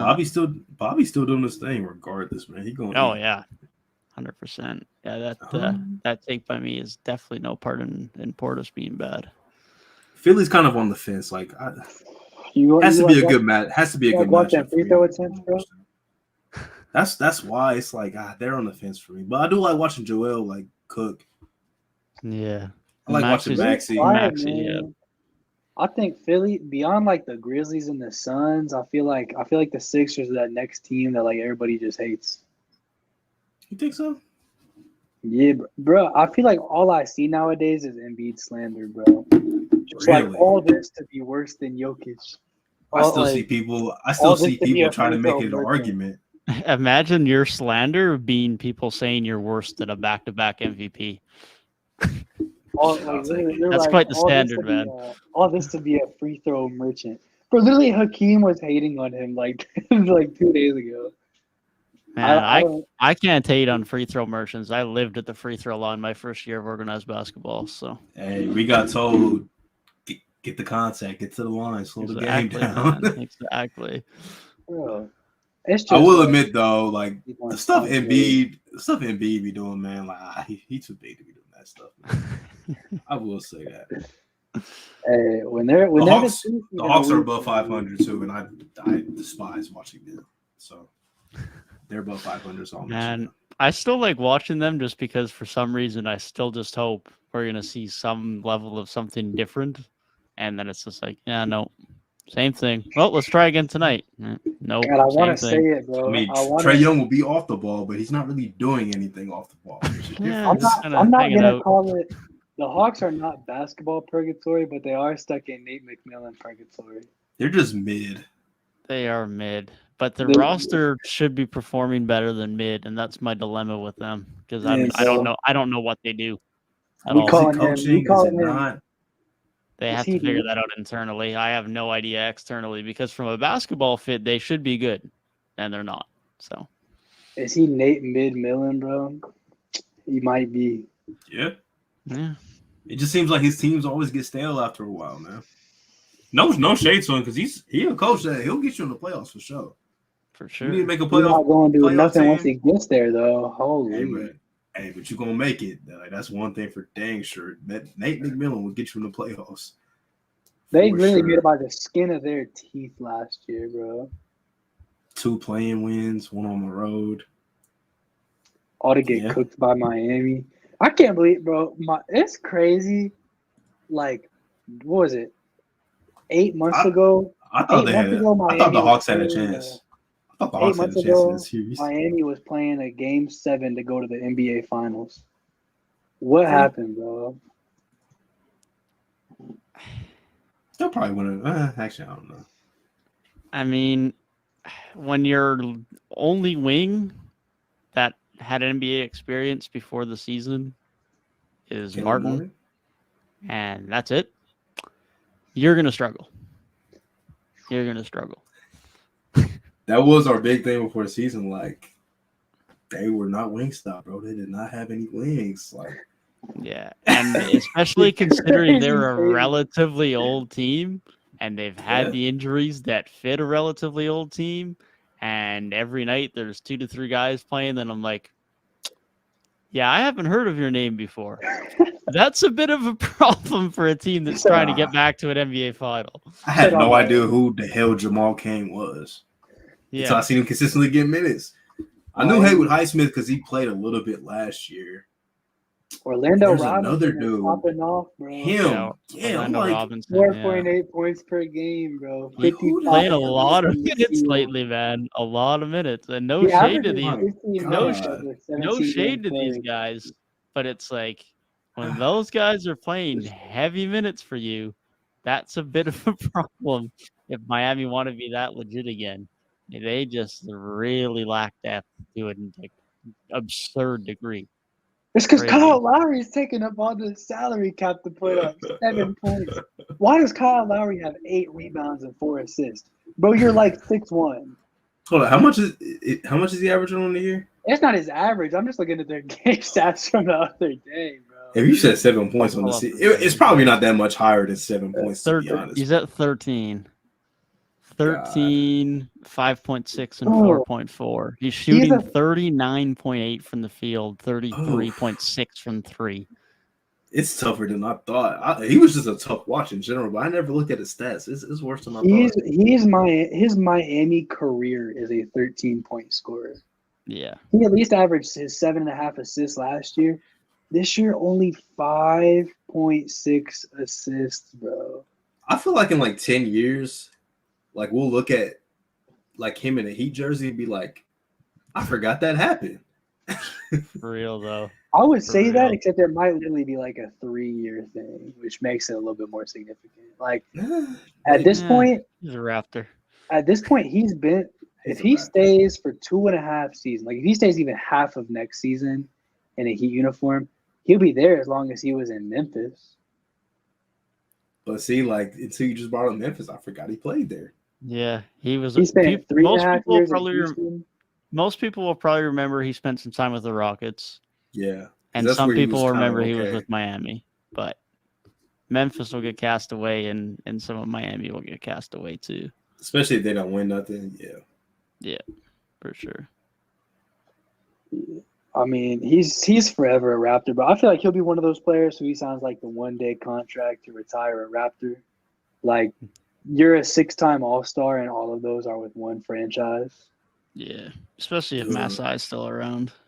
I seen somebody sign a 1-day contract recently. I don't even remember if it might have been football. But I'm like, damn, they just be letting anybody do that. I forget who it was, but it wasn't like a significant player. I don't even think he was with the franchise like his whole career. or most of his career. But I signed know on what you're one day. talking about because it did happen pretty recently. But, And I'm like, damn, they just be letting anybody do that, huh? I don't know. It'd be like I mean, Brandon there's some Bass players signing who one day like with the Celtics or something. I don't know. there's some players who aren't like all-time greats, but they mean a lot to our organization. So it's like sometimes stuff But like that happens. for sure, but like this player, I just feel like he was there for a little stretch, but it wasn't like nothing crazy. I don't know. I really forgot who it was. But I don't Like, know. I'm looking last year, players who did it was like NFL wise was like Joe Hayden, KJ Wright, stuff like that, who were like it was like pretty good players. It was like a week or two ago. It was not that long ago. yeah, like if someone like Amir Johnson did that with the Raptors, he's the type of guy who's like, yeah, not an overly significant guy, but I wouldn't be mad at that. Sure, Amir Johnson. Celtics legend, by the way, Amir Johnson. That's crazy, man. He really played for 3 teams in that division. What a traitor. Went from the Raptors to the Celtics to the Sixers. Wild. For some reason, I can picture him in a Nets jersey. Like, I don't know why. Maybe 2K. Thinking of James Johnson, maybe? Maybe. I think he almost got to a fight the other day, didn't he? I think so, yeah, which is par for the course for James Johnson. Yeah. Heat legend. I feel like that's the type of player who I'm like, yeah, he probably signed a one-day contract with the Heat. He was there for like 2 years. Hey, I still remember him on that team more than anybody. Exactly. Exactly. Was he on the Philly cheese team? Yes. Island? Yes. He played 222 games with the Heat, which is more than he's played anywhere else, which speaks to how much he's bounced around. But 214 with the Raps, no more than 100 with anyone else. Hey, bro. The Philly cheese Heat, they gave it to the Warriors, bro. Never forget. Never Philly forget. cheese, man. They did beat the Warriors on a Waiters game winner that season. They beat the Warriors again. Didn't they beat the Warriors again on a D-Wade game winner where he had that like little double clutch? Yeah. Bro, the Heat back in the pre-Jimmy Butler like post like good D-Wade days. They were fun. Those are some of my favorite teams, bro. The year I'll never forget. They started 10-31 and finished 31-10. So like it was literally they were the best team in the league damn near for the second half of the season. Barely missed the playoffs, which is crazy for being 500 in the East and missing the playoffs. But man, I wanted to see them go back. Because I think they literally missed out to like the Magic or like the Blake Griffin Pistons or something. And it's like the Blake Griffin Pistons, yeah, like that was like Blake Griffin legacy season, but he didn't even play for like most of that series. So I would have rather seen the Philly cheese. The Philly cheese Heat get waxed by Giannis, bro. I'm trying to think that might have been 2017 that you're thinking of. I think that was 2017 that they did the 31-10. The 8 seed would have been the Bulls that year. Oh yeah, dang! But the Bulls were fun too. That Bulls team was not bro, because that was the really weird team. It was like Jimmy Butler, Rondo, and Wade, and it was like I think intriguing. I think intriguing is the better word. Yeah, Rondo was fun, bro. I'm sorry. Nah, he was giving it to the Celtics before he got hurt for sure. They were going to win that series. They were gonna sweep that team, bro. Then maybe the Wizards would have given it to LeBron and the Cavs. They wouldn't have had to see Game 7 Kelly O. That's a player. I feel like Kelly Olynyk's been playing productive basketball for just random teams. For random teams, bro. Like he was on the Heat in the bubble. Yeah. He was on the Pistons last year. He played meaningful ball for the Rockets. He did. He averaged 19 points a game with the Rockets after he got traded. 19. This guy was putting up all-star numbers. That just shows you NBA players can put up numbers in a good situation for them, bro. Maybe John Wall was right, bro. Maybe Jalen Green and KPJ are out the league on a different roster. Kelly O was putting up numbers. Hey, he was efficient though, man. He was shooting nearly 55% from the field. But like at post Celtics, like what jersey do you even picture him in? Because I don't picture him in any jersey after the Celtics days. Maybe Miami. And that was like is the 6 years Miami. ago. I definitely think of him as Miami. I don't really think of him anywhere else. Did he go? I think he went straight to Miami after Boston. He did, yeah. He Am went I straight did to he Miami. type- Did Kelly Olynyk? He's had a Detroit stint, right? Yeah, Yeah. Detroit. Yeah, I was last gonna year. he was say, there last I year. love Yeah. I think he was chewing the skin off the ball last year too. Oh, he had 3 years. He had 3 years in my. Well, I might be thinking. Miami. Damn. I might have been thinking of like Wayne Ellington that one year. He's taking like 8 threes a game. He was shooting the hell out of the ball. Yeah, Kelly was only shooting 3 a game last year, shooting 33.6 from 3. This year he's 41.3, which is ridiculous. It's career high. Kelly, oh man, first round pick. He's just gonna stay. He's gonna keep a job, man. He's gonna keep a job. Stretch bigs typically 100%. do. I mean, 100%. Got a few more years in him at least. 6'11" and can shoot. He'll be Damn, around. at this point, he got to be in his 30s by now. Yeah, he's 32. Because he was in college. Or about to be 32 in a few months. He was in college for a minute. Yeah, he was. Gabe, you know what school he went to? Who, me? Do either of you? I got his page up, so Okay. I'm cheating. Yeah. I do think he did have that dog in him. He was a Gonzaga Bulldog, but I do have his page pulled up too. So I'm cheating. All I knew he was a Canadian. That's about as much as I know. That's all White that big matters. man. I don't like Yeah, Canadians, he went and that's to about it. Gonzaga. Drew That Timme was gonna be my head, like school of the white bigs. the white bigs, bro. Drew Timme, Zach Collins, John Stockton, my favorite big man of all time. John Mid. Yeah. I Wow. haven't Not slandered. John Stockton on the pod, man. I haven't slandered John Stockton in a while. I think I'm gonna leave it alone. I forget. Are you guys Steve Nash haters, or are you guys Love Steve Steve Nash? Nash. No, love Steve Nash. He's Canadian, Steve man. Nash I the- can't hate Steve Nash. Steve Nash, the player. I'm a fan of Steve Nash, the player. Yes. Steve Nash, the coach. Trash. Steve Nash, the coach, is not good, but Steve Well, Nash, the trash player, from what we've seen. Trash from what we've seen. Maybe he. yeah. I think there's a role for him as a coach in the NBA, just maybe not as a head coach. Respectfully, I think he should spend time as an assistant anyway. because Yes, I That's agree. important. Steve That's Nash important. got fired, and that team went from a dumpster fire to the 2 seed. Now they're down at 4 because injury. And now KD's hurt, and now it's like, Okay, but KD was playing basketball, and they went from a dumpster fire to a 2 seed. Have y'all been seeing Kendrick Perkins like trying to challenge Kyrie? Like, all right, KD's out now. Let's see what you can do. And every game he just keeps quote tweeting like 0-1, 0-2, 0-3. Kyrie's he's just not a one option, man. I guess that's just it, bro. He's not, and there's nothing wrong with that. No, 15 points not. against OKC.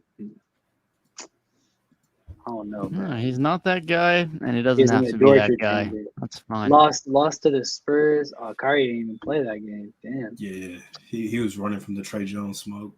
He was running from the grind, bro. Kyrie's been running from the grind. He ran from the Celtics grind. He ran from the Cavs grind. Oh no, man. Now we better run from the Nets and go somewhere else this Oh, next man. summer. Kyrie against the Celtics, 24. Did the Celtics, Tyrik, you would know more. You're on Celtics Twitter. Do the Celtics still hate Kyrie, or is the beef dead? I feel like there's fans that definitely still do, but I feel like there's also a big part of the fan base that is just very like, we don't care anymore. Okay, because I feel like Kyrie was like a villain in Boston for a minute. Definitely to the natives, for sure. Not like KD to OKC level villain, but like LeBron to Cleveland level villain, but like he was like at least a tier 2 villain to Boston. He'll probably get booed every time he plays in Boston for the rest of his career. Who's a bigger villain, Kyrie in Boston or Trey in the Garden?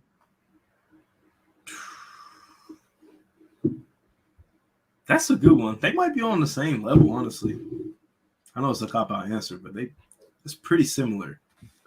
Yeah, I think it's tough to pick hairs there. Might be It's a good Kyrie though, one. man. Because Kyrie said I'm gonna resign, and then it just went up in flames. He beats back with the fans. He be giving them the finger. He be taunting. Yeah, might be Kyrie. Yeah, it really might be. Yeah, I don't have an issue with Kyrie though about that. It's basketball, it's business. Low key, does a Sixers Nets series, does that get heated? Do we think that's a heated series? Heated? I don't think so. With all the Ben Simmons stuff with Philly. I wish it was. Like, James Harden kind of forcing his way out of the Nets literally a year after being there. Like, I would hope it got chippy. I don't know if it does, man. Okay, because like Ben's not gonna instigate that. Ben's just trying out there living life. Like, is that the he's just chippiest chilling. possible East series though? Because like I feel like all the rivalries are in the West. Yeah, there isn't really much in the East for the way of rivalries. I feel like there would just Knicks be Hawks. Like, good. Yeah, I feel like there would just be good matchups. Like it would just be just classic basketball, but not like we hate these guys. yeah. I mean, right now we're lined up for Bucks Heat again. Did they ever have a third series, or would that be Bucks Heat 3? This would be 3, and Each team has won a series. Yeah, I think one was 5 games. The bubble one was 5. Miami won. I think the Heat swept them, bro. Nah, Chris Middleton had a game. They were down 3-0. Chris Middleton had a game. They should have swept them, but nah, Cash Money had a game. You know, Chris is due for a game at least once a series, like just one of them 35. This is true. I'm not missing a shot. Wilson would be good for that. Get healthy, man. He needs to get healthy. Yeah, he does. He does. Otherwise, they miss I him have bad. no idea how I feel about the East. They definitely miss him. Bad. It is. Yeah, they really do. They really miss his offensive production. How they miss his defense too. They miss everything he brings. Facts. I wouldn't hate another Bucks Heat series. No, I wouldn't either. Jimmy's not gonna let them die. Ain't no way. Yeah, he's not gonna get outscored by Bryn Forbes again. Surely. No shot. Who would be the equivalent this time? Would it be like Javon Carter? I would like to think it would be at least Grayson Allen, but man, if Javon Carter's out here doing that, nah, bro, he's gonna get outscored by like Joe Ingles or Jordan Nwora. Man, if Jordan Nwora starts getting playoff minutes, the Bucks need to figure it out. I remember they were trying to gas him last year. Like, this is the year he's gonna step in the rotation. When man. he had that big preseason, and that was like, oh yeah, by the way, he still can't defend. So he ain't playing. When he gets minutes, he averages like 18 a game. Like, he's gonna be nice. And bro, I haven't heard that name in so long. Like, until you mentioned it. Grayson Allen is just shit. It's like, damn, you got outscored by Grayson Allen. I was just thinking, like, I forgot, like, he was on Memphis and he was on the Jazz for a couple, like. If he was still on Memphis, they'd actually be the most hated team, bro. All the hate they already get, plus Grayson Allen. Yeah, they had to get him up out of there. They traded him for next to nothing, too. I think it was like Sam Morrell. Yeah, Sam Morrell in a second or a couple seconds. I didn't think he was an NBA player, bro. Like, I thought Grayson Allen, like, I didn't think he was either. He came into the league at 23 after being like the blue blood Duke guy forever. And then his first year, he only averaged 5.5 points per game. I mean, he did come in as the last pick of the draft. So Grayson? No, Morrell. I was about to say, I thought Grayson was a first round pick. Yeah, Grayson was 21st overall, but like he just was like super inefficient rookie on Utah. He just like I had no expectation of him becoming an NBA player. I'm like, he's a dirty player, so locker rooms might not want him. Like Duke guy, so like he kind of got the blue blood, like freaking 4 or 5 years of school. He proved everybody wrong.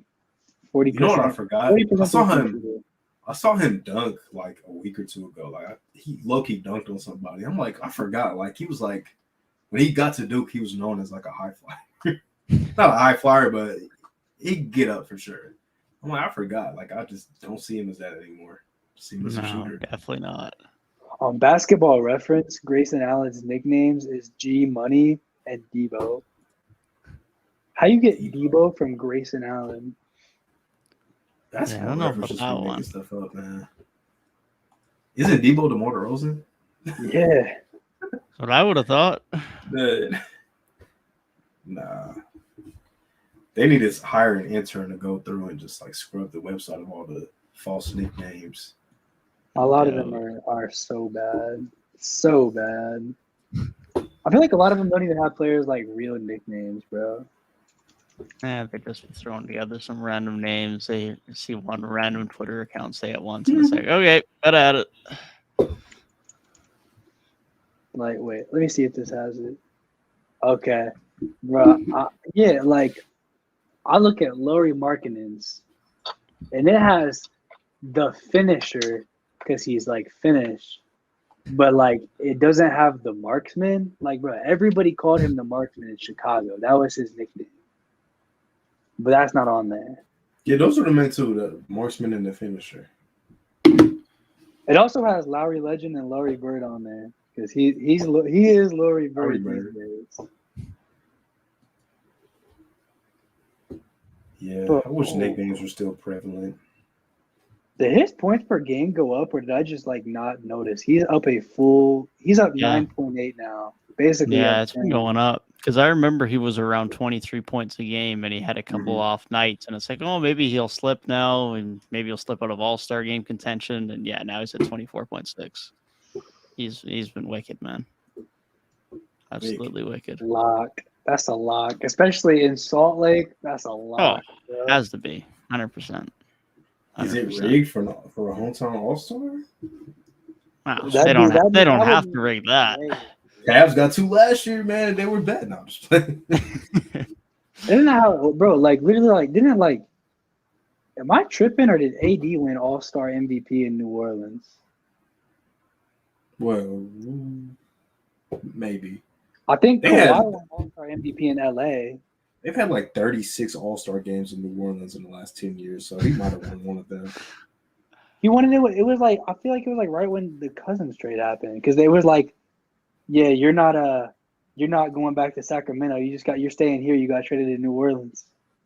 He might have won it then. I don't really be remembering All-Star MVPs at all. I know they did it in Charlotte. Kemba Walker. Wasn't Kemba All-Star in Charlotte? I feel like every year there's always the hometown All-Star. Yeah, the hometown is gonna have really bad teams / maybe basketball is relevantly All-Star worthy guys to not get an All-Star. Yeah, most times they do. Like the host city always has like a team that has an All-Star caliber guy. Yeah, we thought this year would be an exception, but Lowry. Next year's in Indy, Tyrese will probably get an All-Star. Like, bro, it could be in San Antonio next year, and all of a sudden, like Keldon Johnson's an All-Star. Yeah. Like, I swear, it's just how it goes.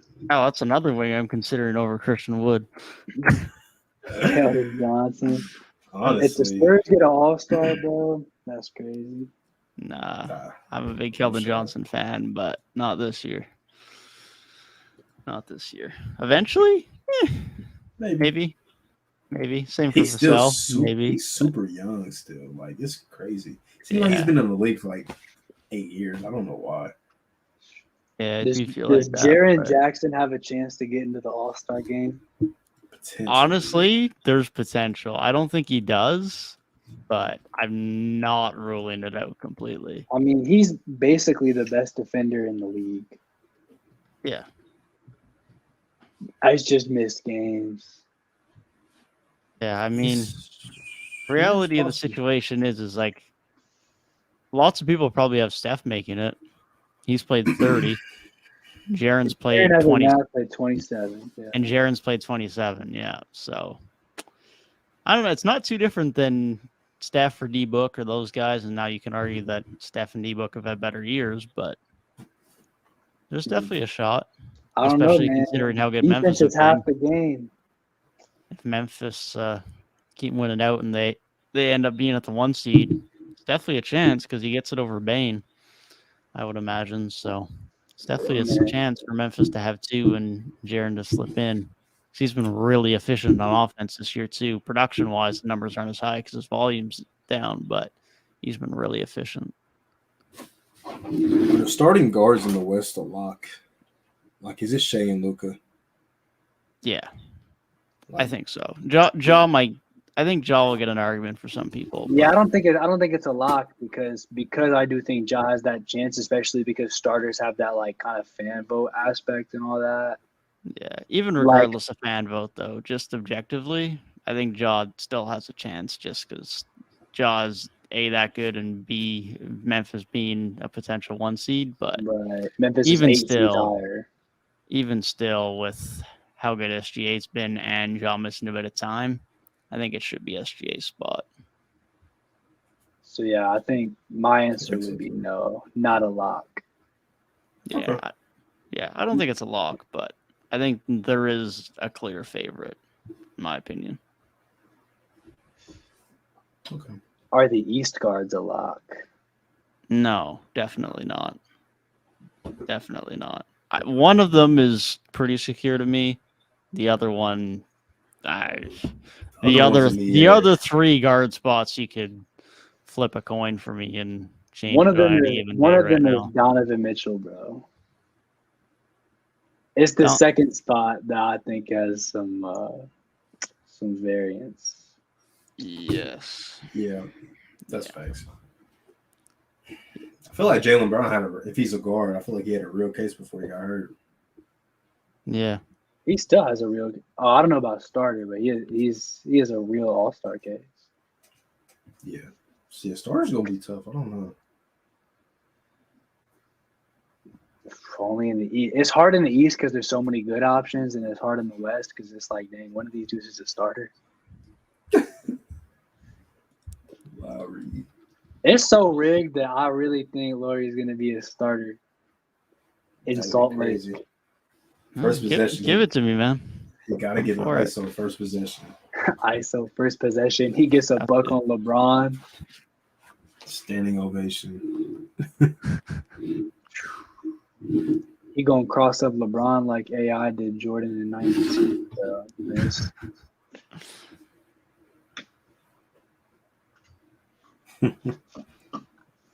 Still need to abolish fan voting though. Definitely. Come on, bro. It's the All-Star game. It's literally for fun. I'm not for the people. Nah. It's literally for fun, bro. It's an exhibition. Now, if it's like All NBA where contracts are involved, you know, you got to take that real serious. But like, it's the All-Star game, bro. Nah. Fan voting for All NBA would be horrendous. What do you think the All-Star game is for, bro? It's for the fans. I don't care. Nah. You just heard me. I'm not for the people. Because let's be real, right? So why do you even want to have an All-Star game then? It's for the people. If we're looking at the results of the people, can we honestly say that the wider NBA community would vote as a populace that their forward 10th ranked that they would most like to see in the All-Star game from the Western Conference is Kevon Looney? Like, come on now. Come on. We are big Loon fans here. Okay. If the people want to see Kevon Looney in an All-Star game, that's a problem. And we're seeing that. So If it's high school Kevon Looney, it's a different question, but it's not. It's 2023. 10 front court doesn't make the game though. He doesn't.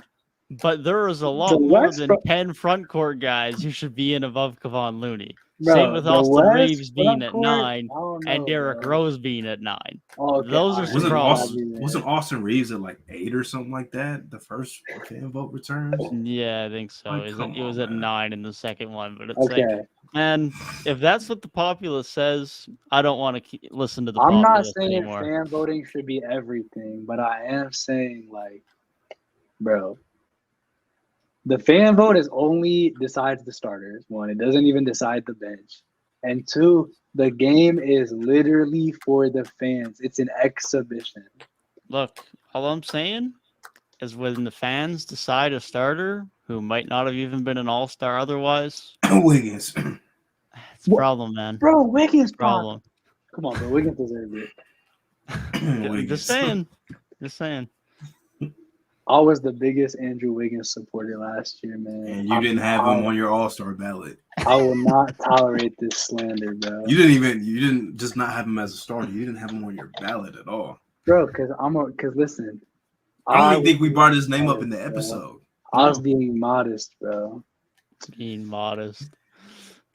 There's some You should have heard my Chris Middleton take, and modest should have went out the window. Nah, bro.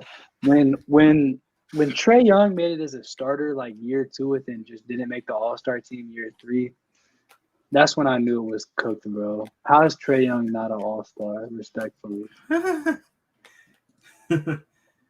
Might be having a discussion again soon, man.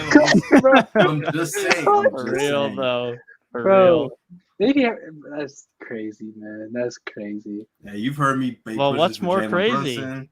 Do you want Trae Young out, or do you want Tyrese Halliburton out? Pick your Bro, poison, man. no way y'all are going to put Jalen Brunson over both of them, bro. Y'all are crazy. Man, I didn't say it was going to be Jalen Brunson. I haven't made my list yet. Might be a wild card pick yet, man. Crazy, bro. Haven't made my ballot. Crazy. Yet, we will see, though. We will see. We got to see Drew Holiday in there. Like, I don't know, man. Drew. It's the Buck pick, man. I'm telling you, it's the Buck. He couldn't give me 15 points against Miami, man. I'm with Drew Holiday right now. That was an all-time pod discussion talking about people's furthest apart all-star selections. If Drew Holiday made it this year, and it was 10-year difference.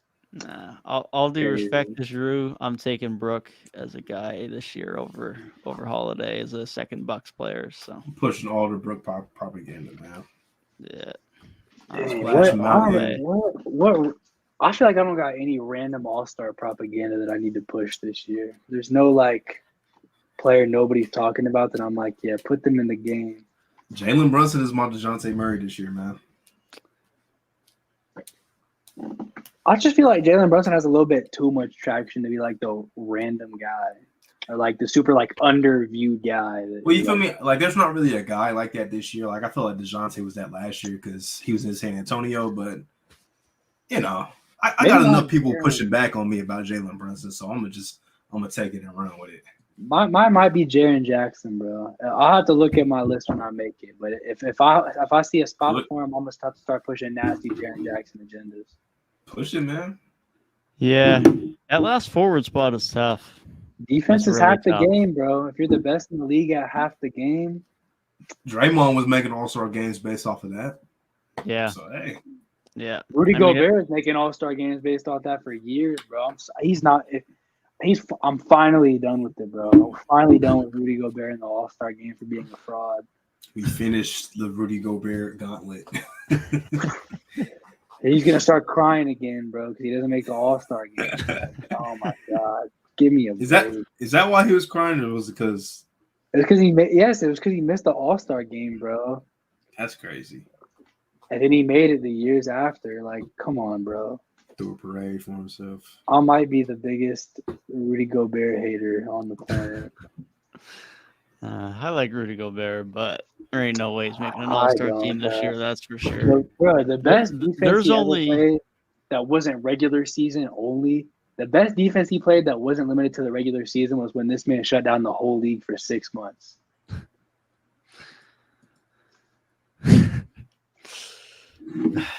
Rudy Gobert is just Greg's. He's just Greg Steensman with a max contract. That's all he is. Yeah, he's Roy Hibbert with a different coaching team. I bet viewers did not expect to hear the name Greg Steensman on this podcast. But there you go. Celtics legend. Come on, bro. You could put Nikola Pekovic in that spot and he'd be doing the same thing. The drug lord, Nikola Pekovic. Though that man was averaging like 17 and like 10 at his peak, man. Hey, man. At this point, Peck was like that. He was like that. I don't even know if Gobert is like a top 8 center for me this year. Jeez. I hate to say it. You You say taking not? Walker? You you say taking not Walker top Kessler? 8? Yeah. Top Okay. 8. Jokic, I don't have the Bam, list in front of me. Embiid. Yeah, indeed. Jared Allen. Yeah, Jokic, Yeah. Bam, Embiid, Allen. Is Val better than This year? Give me that. Val? Been hooping. Val's been hooping, man. Maybe JV. I'm definitely Give taking me Brook Nick Lopez. Claxton over Brook. Rudy I'm Gobert definitely this taking year? Claxton. Oh, Claxton, that's 7. With the iffy about Val, but we'll say And Val. give me Sabonis. Sabonis. That's 8. Honestly, give me Zubac. How y'all feel about like Mitchell Robinson, Miles Turner, those level players? Miles Turner. I'd take Miles Turner for sure. Not Mitch Robin, Miles Turner, yeah.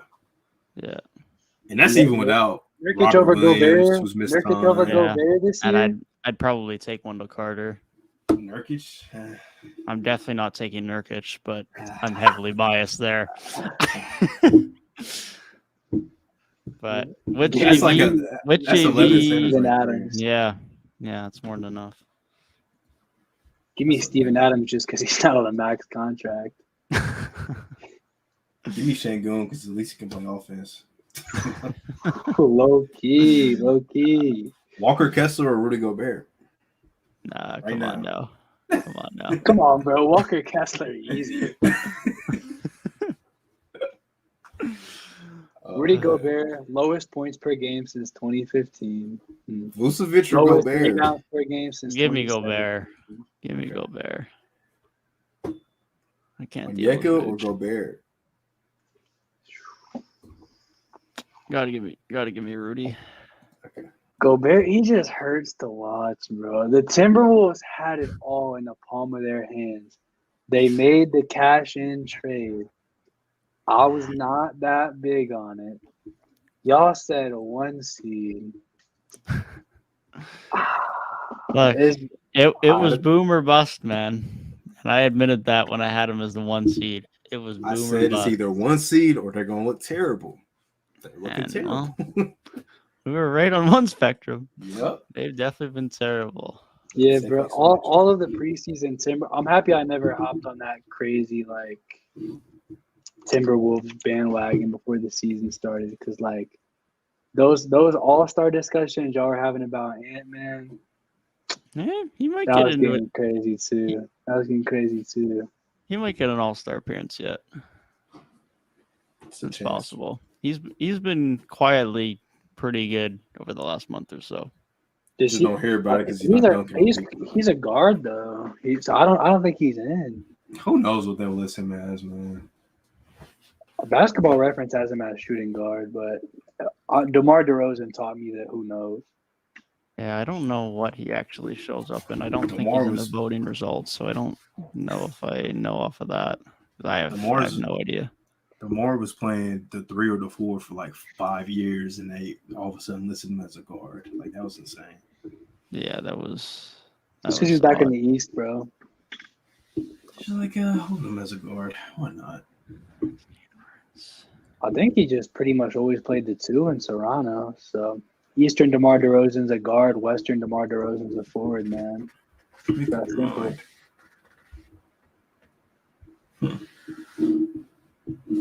Damn, Rudy's not a top 12 center this year. Damn. He's been bad, bro. It's looking tough for the T-Wolves. Is Cat ever playing again? Like, I don't even remember what his injury was. I was thinking the same thing. Every time we like would get on a center conversation or like anything, I'm like, bro, I feel like I didn't want to mention Cat's name because I'm like I kind of forgot about him. I'm just like, when I see him on the schedule, I just know like he's not out there. Yeah, his report was 4 to 6 weeks on November 29th, so he should be back right about now, and I haven't really heard anything. Although Cat has never been the guy to recover the quickest from injuries, so could be a bit on the back end, but And I don't think he's going to help fix this season.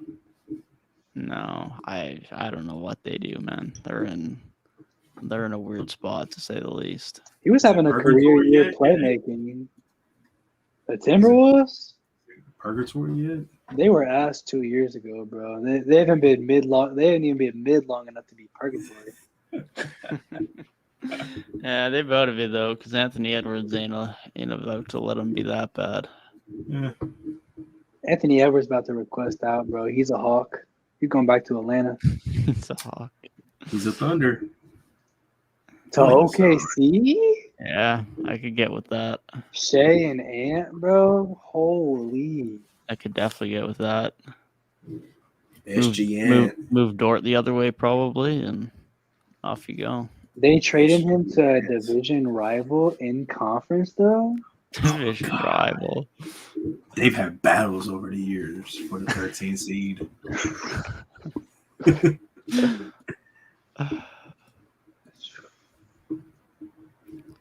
I don't know, man. Aren't big star trades usually out of conference?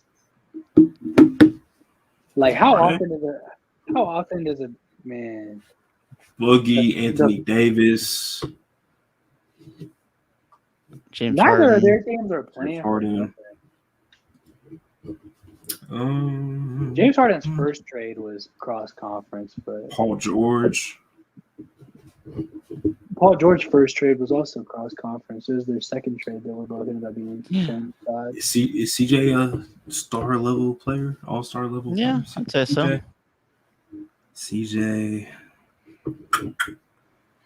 Those are the ones that come to mind of recent years. Yeah, there's enough. I guess Kyrie's been same conference. Yep. Kyrie.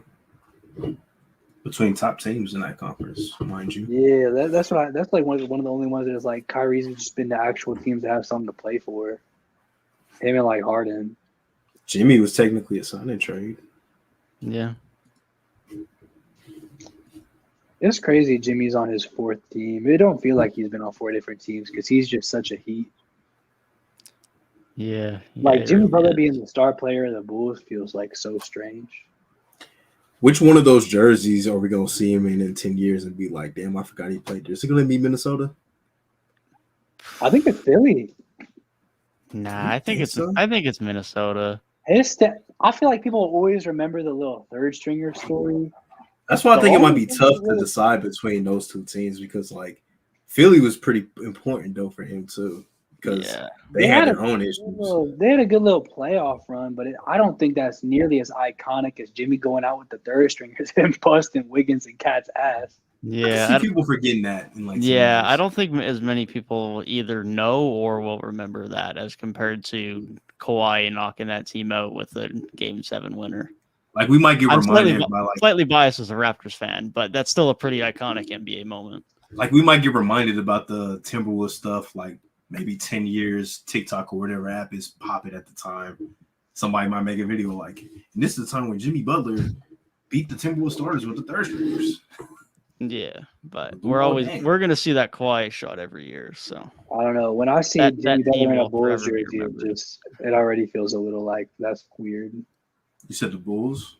Yeah, he was there forever. It's so long ago now. It like feels I don't know if it's weird. It's just like damn, time has passed by that quick. Yeah. That's always a big question. Like I'm already wondering, and it's been half a season, like when Donovan Mitchell retires, what jersey you see him in? Because this man has now he had the third highest scoring game in playoff history in a Jazz uniform. And now he's had a 70-point games, like the sixth highest scoring game in NBA history in a Cavs uniform. And you assume he's gonna do a lot of stuff while he's here. So he's had such big moments, big things in both jerseys. It's like, what jersey do you even see him in? Well, and he's still only 26. He might have another few seasons at another teme yet, right? It's just because how many players are really iconic in multiple jerseys? To be honest, in 20 years, to me the best LeBron James was the Heat, but LeBron's a Cav. In 20 years, you will look back and you will see LeBron in a Cleveland jersey. Yeah. Yeah, for sure. I don't know. Where do y'all see KD? probably as a Thunder. I do too. Low key, I'm gonna see KD as a Warrior. That's fair. That was the best basketball team of all time, and he was the best player on it. He was there for 3. Yes. Yeah. 3 years. 3 seasons, but they made the finals every year. 2 championships, 2 finals MVPs. His only 2 rings as of now, unless he wins one in Brooklyn or later. That's fair. Best defense he played, and he was just the biggest villain in the league. He was the biggest story in the league. Yeah. Yeah, that's definitely fair. Where y'all see Paul George? What do you see Paul George as? He's a pacer, man. He's definitely a pacer. Specifically 24. Yes. Specifically 24. Paul George as a Thunder was nice, though. Paul George as a Thunder. It was. Short-lived. It was just too short, but he was really good. Yeah, that year too, he was nasty. Yeah. Is Melo and Nick? Melo's a Nick. Okay. Yeah. Melo's a Nick. What is Kyrie? Is he a Cav? He kind of. I feel like he doesn't really like the Cav. People, I don't know. He's the biggest shot in NBA history, man. He's a Cav. He's drafted there. He won there. That's enough. Respectfully, Ray Allen's shot is still bigger to me, but.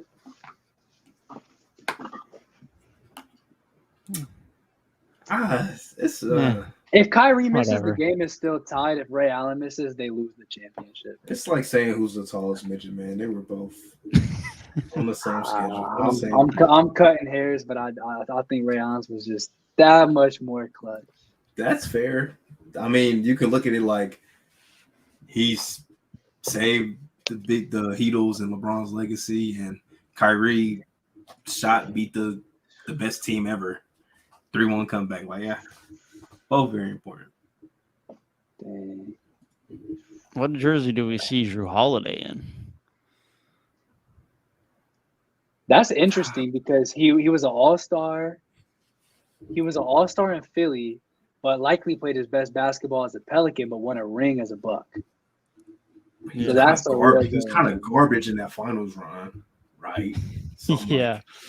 He's got an interesting career that way. I see him as a Pelican, man, because like when I see him in a Sixers jersey, that's just not the Drew Holiday that I really know. Like I knew Drew Holiday then, but when I really was like, oh, Drew Holiday is actually like nice, was with the Pelicans. Yeah. Yeah. It's probably just funny. That's probably where I see him too. Nice. He was an all-star in Philly, but like I don't remember watching him as much back then. No. So like, what is Kevin Love? Is he a Wolf or is he a Cav? He's a Cav. I feel like he's a Cav, but damn, he was good in Minnesota, boy. Ooh. He was so good, but yeah, he's definitely a Cav for me. I want to know. I feel like this is the most interesting question for Tyrik. What is Kevin Garnett? He's a Celtic, man. See, I feel like Kevin Garnett's a Timberwolf. He's a Celtic, bro. Won a championship, won a depoy. It's just MVP Kevin Love, like carried. He retired his jersey, man. I'm telling you. I feel like he made the Timberwolves a valid franchise. That's fair. I'm not going to push back on that. I just think he's a Celtic, man. Mm-hmm. What's Chris Paul? I think he's a Clipper. To be honest, he's a Hornet to me, man. Yeah, that's what I fell in love with Chris Paul's game. He's a Hornet to me. I'd probably say a Clipper. Clipper is very fair. But I could go either way. I feel like he's got to be a Clipper, man. There's just some things like players had good stints elsewhere, but I think like AD, bubble run aside, AD's a Pelican. Is he? Yeah. But because it's the Lakers and they want a chip, he's probably people a Laker. Remember. Yeah, people remember him more for the Lakers for sure. I'm trying to think of other names. What's Brook Lopez? He's a net. That's actually an interesting one. I ain't gonna lie. He's their all-time leading scorer, bro. He was an all-star in Brooklyn, right? But he's probably a more valuable player as a Buck. Yeah, I feel like he's probably a net. You can't be a team franchise leading scorer and not be considered a net. He could. Now, there's a couple old ones that I think are kind of interesting, like saying like what is Dr. J to you? Is he a net or is he a Sixer? I don't know. You don't even know. It's old. It's old. Yeah. When I hear the name Dr. J, I think of Philly. Yeah. But then Yeah, again, I do like, too. I wasn't back there in the 70s watching him in the ABA, so I don't know. Yeah, for real. Other names. What's Shaq? Is Shaq a Laker? Oh yeah, Shaq's a Yeah, Laker. he's definitely a Laker. He for was sure. good in Orlando, but like you Played can't everywhere, win man. 3 Shaq is- rings, go to 4 finals, when you're only MVP in one location, and have it be that much of a discussion. Fair. What is Wilt though to y'all? He's a Sixer Yeah. to me. A Sixer? See, because to me he's Or a Warrior. Philly. Yeah. To me he's a Warrior. He's Philly. Whatever they were. Yeah, he's Philly to me too. Well, he was a Philadelphia Warrior and a Philly Sixer. He's Philly, man. Philly's finest. He went back and forth. I don't know if he was still on the Warriors when they relocated, but then he went back to the Lakers too. I got a good one. What's Ray Allen? That's a good one because Milwaukee, he was damn good. Seattle was probably his best individual basketball. And Boston, he won. Oh, that is tough. Ray Miami, Allen, bro. Miami, he won. He was there a little while. It's a tough Nah, one. he's definitely not a Heat. Call me crazy, bro. I feel like he's a Sonic. When I think Ray Allen, he's a Sonic. I feel like he's a Sonic too. Yeah. Even though he went to the conference finals as a Buck, he's a Sonic, bro. Yeah, I think he's a Sonic for me too. I think. That's a tough one though. What's Tracy McGrady? Because our era grew up with a lot of his Rockies basketball. Yeah, I'd say he's a Rocket to me. That's I the still first think team he's that a came to Magic. my mind, so I'm gonna say the Rocket. I still think he's a Magic, but it's close. Real close. That's a good one. Is Vince Carter forever a Raptor? Yeah, probably. If it wasn't, theoretically, he should be a net. Is that a hot take? Theoretically, he should be a net. The dunk contest stuff was just so iconic it made him a Raptor. Yeah. Yeah, that definitely played a big part. For sure. But I feel like statistically, he should be a net. Do y'all remember Tracy McGrady played for like the Hawks one year? He was a Spur, bro. He was on the finals and as a Spur. I seen a BR tweet and they were like which player in a random jersey do you think of? And I was going through the replies and I seen that. I'm like, damn, I forgot T-Mac was in Atlanta. He also played for the Knicks. Got traded there like trade deadline. When the Cavs had D Rose and D Wade, that's a random jersey. Jeez.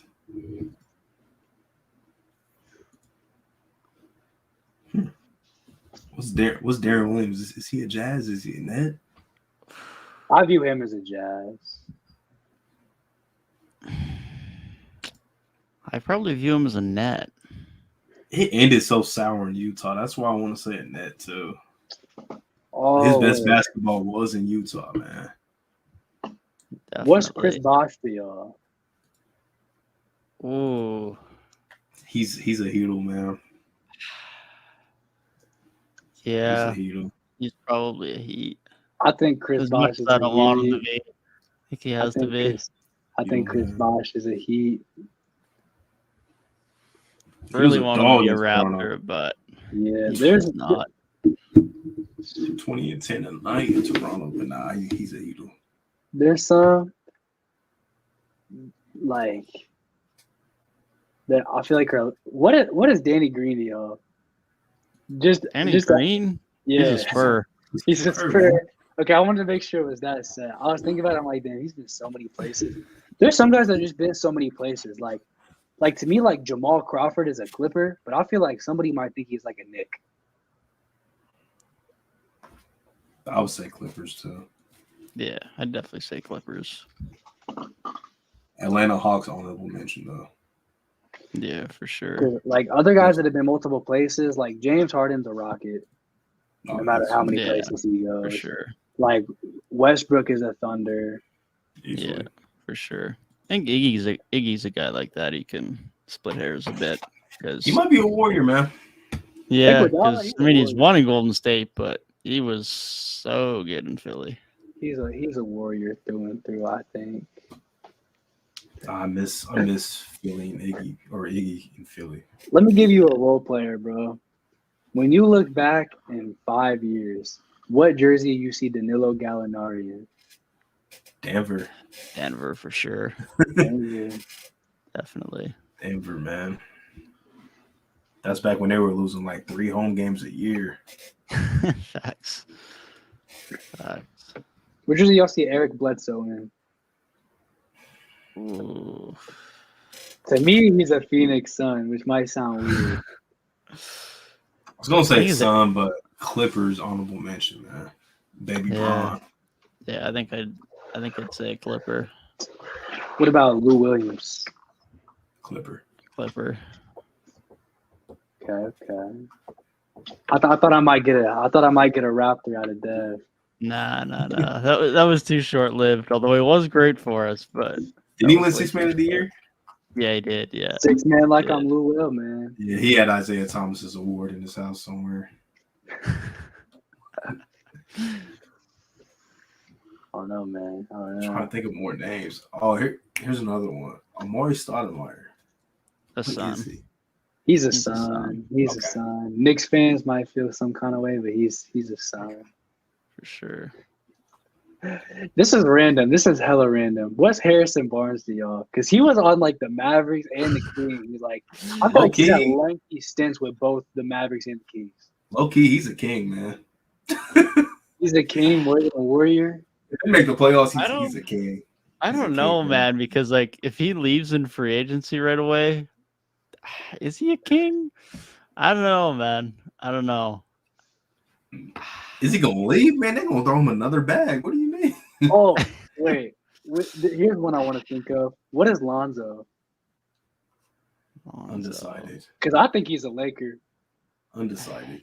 Yeah, I mean, if he doesn't play again, then I guess he's probably a Laker, but I hope that's not the case. So Has Kuzma surpassed being a Laker with how much he's been hooping as a Wizard? he's going to be Kuzma, gone. He's Laker. going to be gone from Washington at the end of the year, anyways. I don't think we've seen him in his jersey that he's going to be remembered in yet. He's a Piston, man. Is Porzingis a Nick? Nah. Yes, Oh, you think so? I think so. I don't know if he Like- can be. I mean, what else can he be, though? That's the problem. Mavericks, Tyrik? He wasn't good in Dallas, so It's tough, man. And it's sour both places. So yeah, it's tough. It's tough. Okay. I've seen the best basketball from Kristaps in New York, so I got to go with New York. is Wiggins a Warrior now? Cemented? Nah, bro. Wiggins is a Timberwolf. Nah, no shot.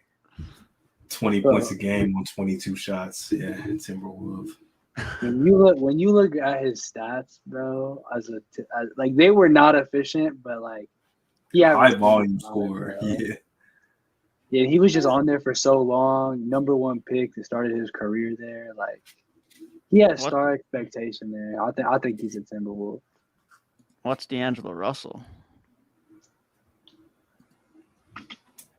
He was only in Brooklyn for a year, man. He's still in that. I hate to say it because he's been a Timberwolf longer than he was in net. He was a Laker longer than he was in net. I don't think he was a Warrior for longer. I think he was only a Warrior for like half a year. But he's in net.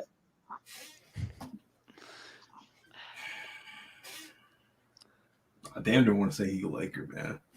I don't know why. Yeah. All right. Here's the one. That's Here's kind of the how I one. feel too.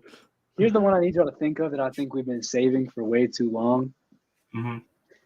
What's Kawhi Leonard? He's a Spur to He's me. a Spur. He's a Spur. He's a Spur.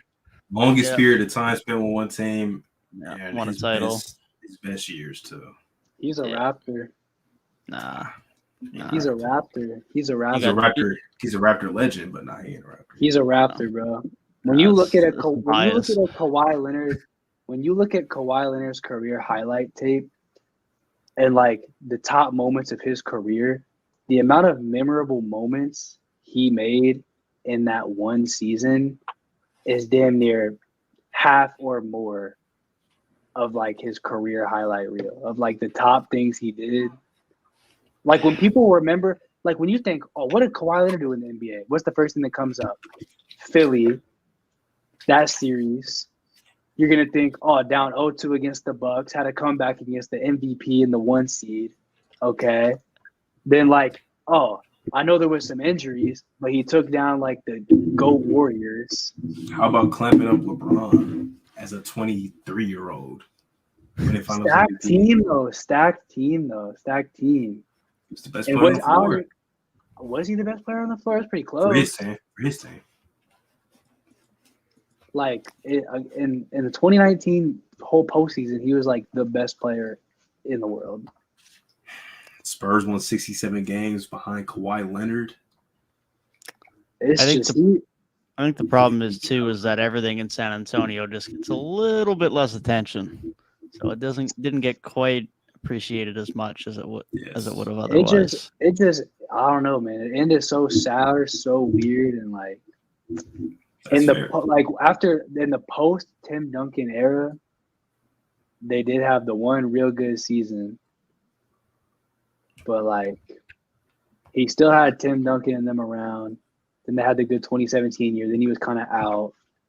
But then that Toronto year, man, I don't even want to call it bias because, like, literally in 20 years, people think about Kawhi Leonard. But, like, when you think in 20 years, people think about Kawhi Leonard, the stuff they're going to think about is that 2019 playoff run. It's bias, man. How is that bias? How is that bias, bro? When you think about Kawhi there might be Leonard, a little bit of bias slipping in there. When you think about Kawhi Leonard in 20 years, bro, I promise you, people are going to think about that playoff run. And they might, but he's still a Spur. He's a Spur, man. But he's still a Spur. He's a Spur, man. What would it take for him to become a Clipper? Too much. Yeah, they need to go win a ring this year. That's not happening by the looks of it. So, Lou Will's their franchise GOAT, man. What is Marcus Morris to y'all, bro? Marcus? Yes, Marcus Morris, bro. He may be a Clipper to me. He's a Piston. He's a Piston, man. Man, he might be a son to me. He was. Oh my god, I forgot about that. He was weren't they both on the Suns at the same time? Yeah, they were. And it's funny because he was nowhere near playing his best ball there, but that's where I remember him. Remember when he was an all-star with the Knicks, an all-star? He was averaging like 19 a game that one year. He was so good that year. He averaged 19.6 with the Knicks. Gosh. Steven Adams is a Thunder, right? Like he's a Thunder. Is he? Yeah, right now he probably is, but I don't think that's locked by any stretch because Memphis might win a title with him, and then he's probably a Grizzly. And he fits that identity so well. He just fits within that locker room, especially as long as him and Dylan Brooks both stay there. Yeah, he might become a Grizzly. What's Trevor Ariza? He's a Rocket, bro. He's a Rocket. Ooh. I was going to say a Rocket or a Laker. I think he's a Rocket. That's tough. Where's he a Hornet or New Orleans Hornet? No. Nah, he's probably a Rocket. Probably a Rocket. For some reason, I really think of him in Washington too, which is funny because he hardly played there. But is there like one season? What's Chris Webber to y'all? Chris who? Webber, yeah. Oh, King, easily. Yeah, King. Definitely a king. Mike Bibby too. He's a king for sure. Here's a random one, just because I'm biased. What is Oscar Robertson? He's a bug. That's a Cincinnati Royal, bro. He averaged a triple-double as a Cincinnati. The only jersey I can see him in is a Bucks one, so that's what I went with. That's 2K. That's because that's the only one that was in color. 2K, man. I had one on my mind. I forgot though. Eric Gordon, the Rocket. You said Eric Gordon? Eric Gordon, Rocket. Eric Gordon. He may be a Pelican, bro. You think so? Yeah, that's kind of what I'm thinking I too. feel like he was always hurt there. Like I just don't He- remember him I playing. feel like he's just always hurt. He is, but like I feel like it was worse in New Orleans. I feel like that man was never on the court. Yeah, I mean you're not wrong, but he's probably still a Pelican to me. He's a Pelican. That was his best ball. Pelicans got some lifers, man. Hold up. Drew, Wait a second. Gordon, Wait a second. Wait a minute. AD potentially. Is Tyrik. Tyrik Evans a Pelican or is he a? Tyreek He's a Evans? king. He's a king. Yeah, he's probably a king. What's Al Horford? Is he a Celtic or is he a Hawk? He's a Hawk to me. That's a good one. But I feel like after last year, he I may might be say a the Celtic. I might say the Hawks too. Is Paul He was a Millsap championship Hawk as Celtic. well? That's a Hawk. That's a Hawk for sure. What about Kyle Korver? Is he also a Hawk or does he have a different team? He's a Hawk to me. 'Cause He's a been Hawk. He's a Hawk. Yeah. I picture him in the Utah Jazz jersey with his greasy looking hair back in like 2009, 2010. But nah, he's a Hawk for sure. Yeah, Millsap's a weird one. I don't know if I think. Feel like he's a Hawk, man. I feel like he is. In my opinion, I think he is. Yeah, he probably is. I mean, yeah. If he Utah had for a little even bit. a All-Star appearance in Utah, then maybe. But Blake Griffin's a Clipper. Easily. for sure. Is Brandon Ingram a Pelican? Yeah, for sure. All-Star. Could be multiple times. Sometime soon. For sure.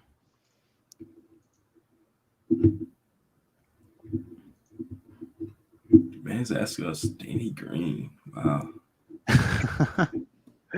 Man, I he need to definitely see thinks that that for bias that, is bro. way stronger on me than he Bro. thinks it is. Nah, bro. It's just because Danny Green's name is always brought up, bro. Because he like almost sold the Raptors. Like Philly fans were not happy with him. Laker fans were not happy with him. Like He got rings. His name is just always in the conversation, bro. You're not Yeah, wrong, rings, though. but like he played 520 games with the Spurs, and Man, he's at the that team he played the next most games with was Philly with 131. It was just so long ago, bro. So long ago. 5 years ago. It's a Carolina Tar Heel, man. Okay, I have a really stupid one that just came to my mind, but I need to know because I think there's two answers, that both of which are equally applicable. What is Cameron Payne? He's a He's bull. a son. He's a son. A bull? A bull? I wasn't even thinking of a bull. He's the headliner of the Gar Pax era, man. He is definitely a bull to Oh. me. Cameron Payne? I think Cameron Payne is a Thunder. I think he's a son. I think he's a. Is that the first one that we've all had different answers? I think so. Yeah. I think so. I think Cameron Payne's a Thunder, bro. Is Russell Westbrook's dance partner? That's You- valid. You said That's the poster valid. boy of Garpax. I think he's the poster boy of Russell Westbrook having zero help.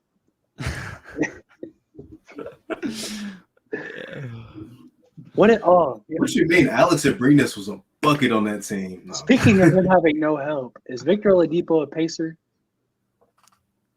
That's a Because he was good on one. Orlando. For a minute. Yes, he's a Pacer for me for sure. I guess he's a Pacer.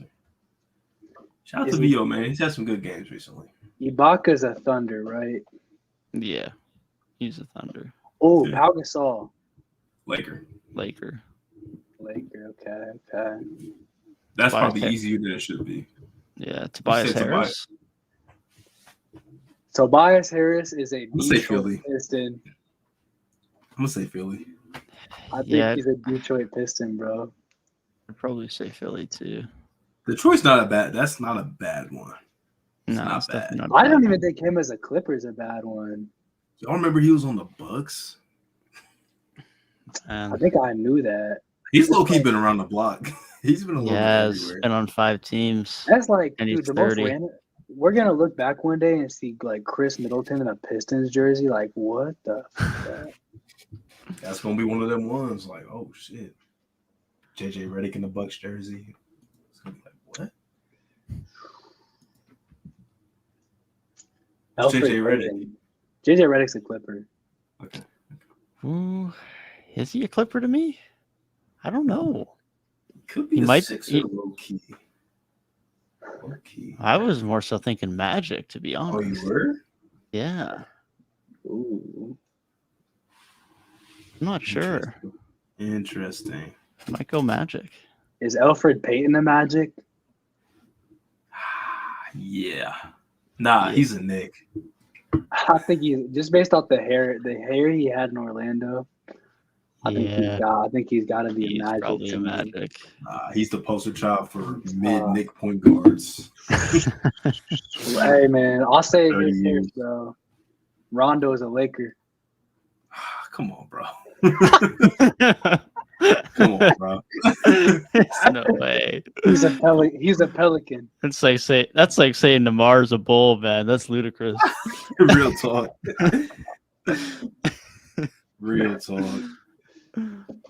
Nah, Rondo is far and away. He's a Mav. He's a Los Angeles Clipper, my favorite point guard. He's been around the block for real, man. He's been on hella teams. Yes. I was more just thinking the Chris Paul joke, but he might have been a Clipper. He was. He was, yeah. I think 18 2021. games. Yep. Yep. He's been he was a King. He was a Maverick. He's been 19. everywhere, bro. Rondo was a Hawk? Yep. 27 Oh. games.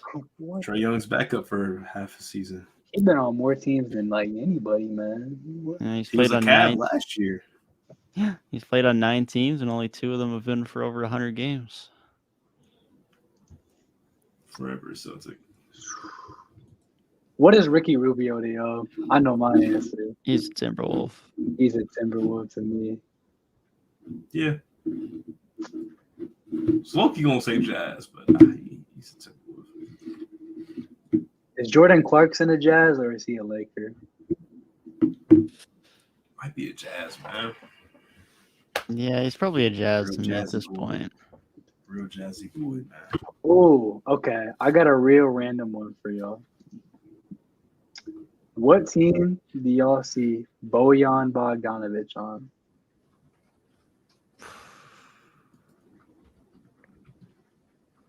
I weirdly see him as a Pacer, closely followed by a Wizard. Where was he at after Indy? Utah. Went Brooklyn to Washington to Indy to Utah.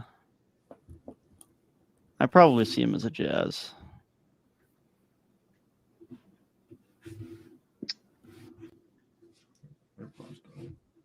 I think I see him as a Pacer. As weird as that sounds, I don't think it was very long tenured, but like I don't know. I think it's because I No. was really into that Pacers team. Yeah, I mean, he played 161 games there, and his most is 212 with Brooklyn. So any of those 3 are pretty reasonable.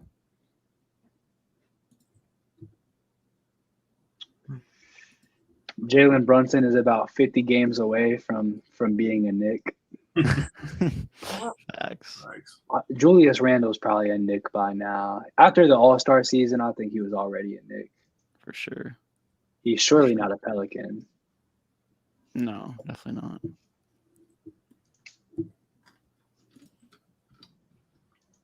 I damn near forgot he played for the Pelicans.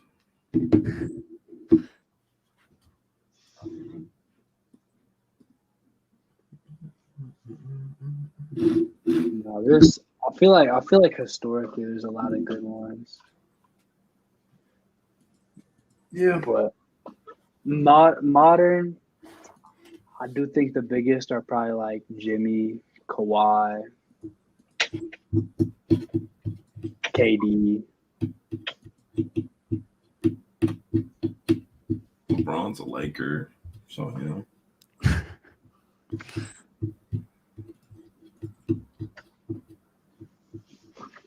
Look, I like the Wiggins and D'Lo ones too, because those are like more low key.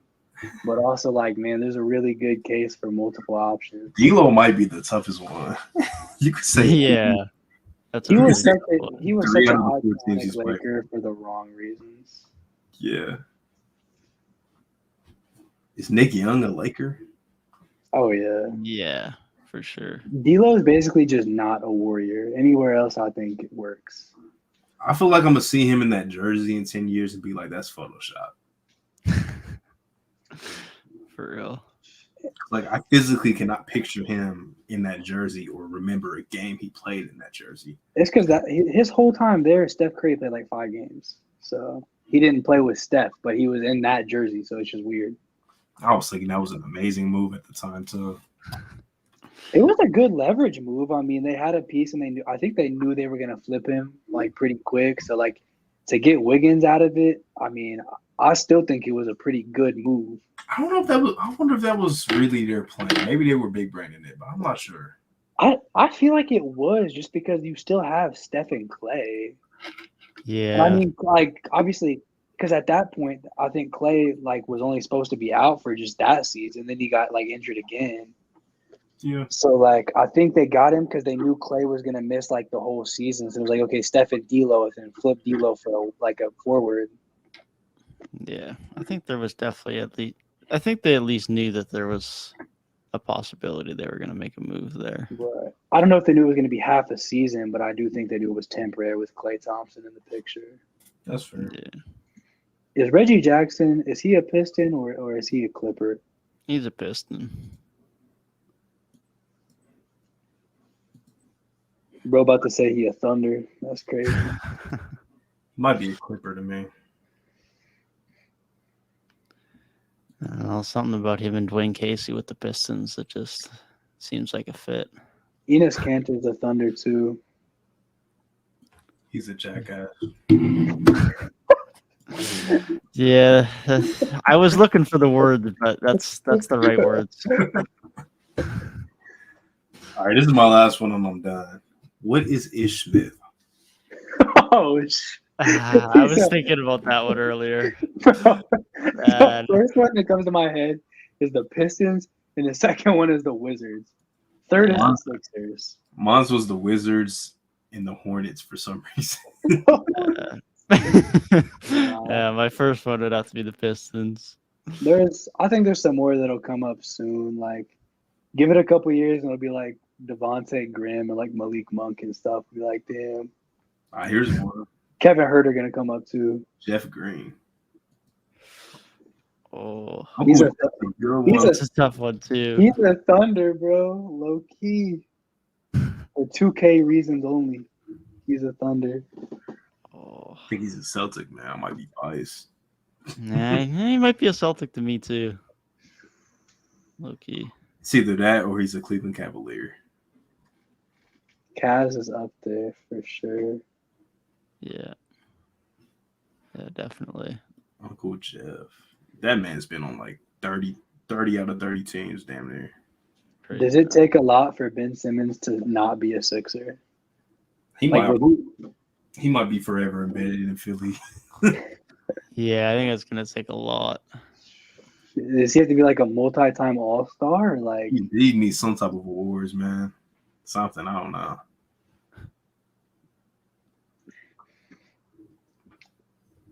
I don't know, man. He had a triple-double last night, so.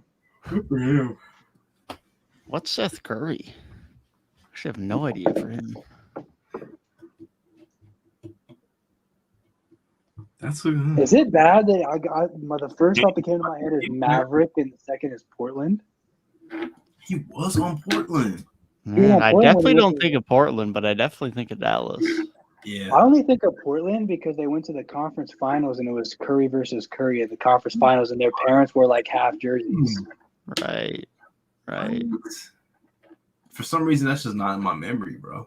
It's just because Steph Curry's fine ass mom, bro, was wearing that half and half jersey for both of her sons, bro. Hey, you said it perfectly. Hey, man. After the divorce, man,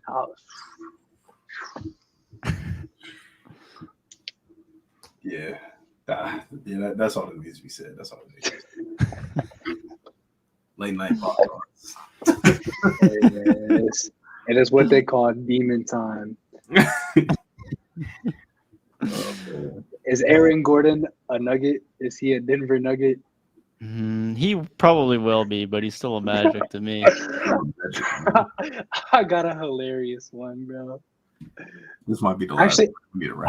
I got two back to back because they're just intrinsically linked, but that's it. Kentavious Caldwell Pope. He's a Laker, bro. He is a Laker. He is a Laker. I'm torn between that and the Pistons. And then my last one, what is Montrezl Harrell? He's a Clipper. He's a Clipper? Clipper. For sure. Where did he even play before? He was in Houston? Yeah, he's a Clipper, man. If I can't remember that, he's a Clipper. Definitely a Clipper. For sure. Aaron Gordon's a Magic, though. Yeah. Runner up Aaron Gordon 2 times.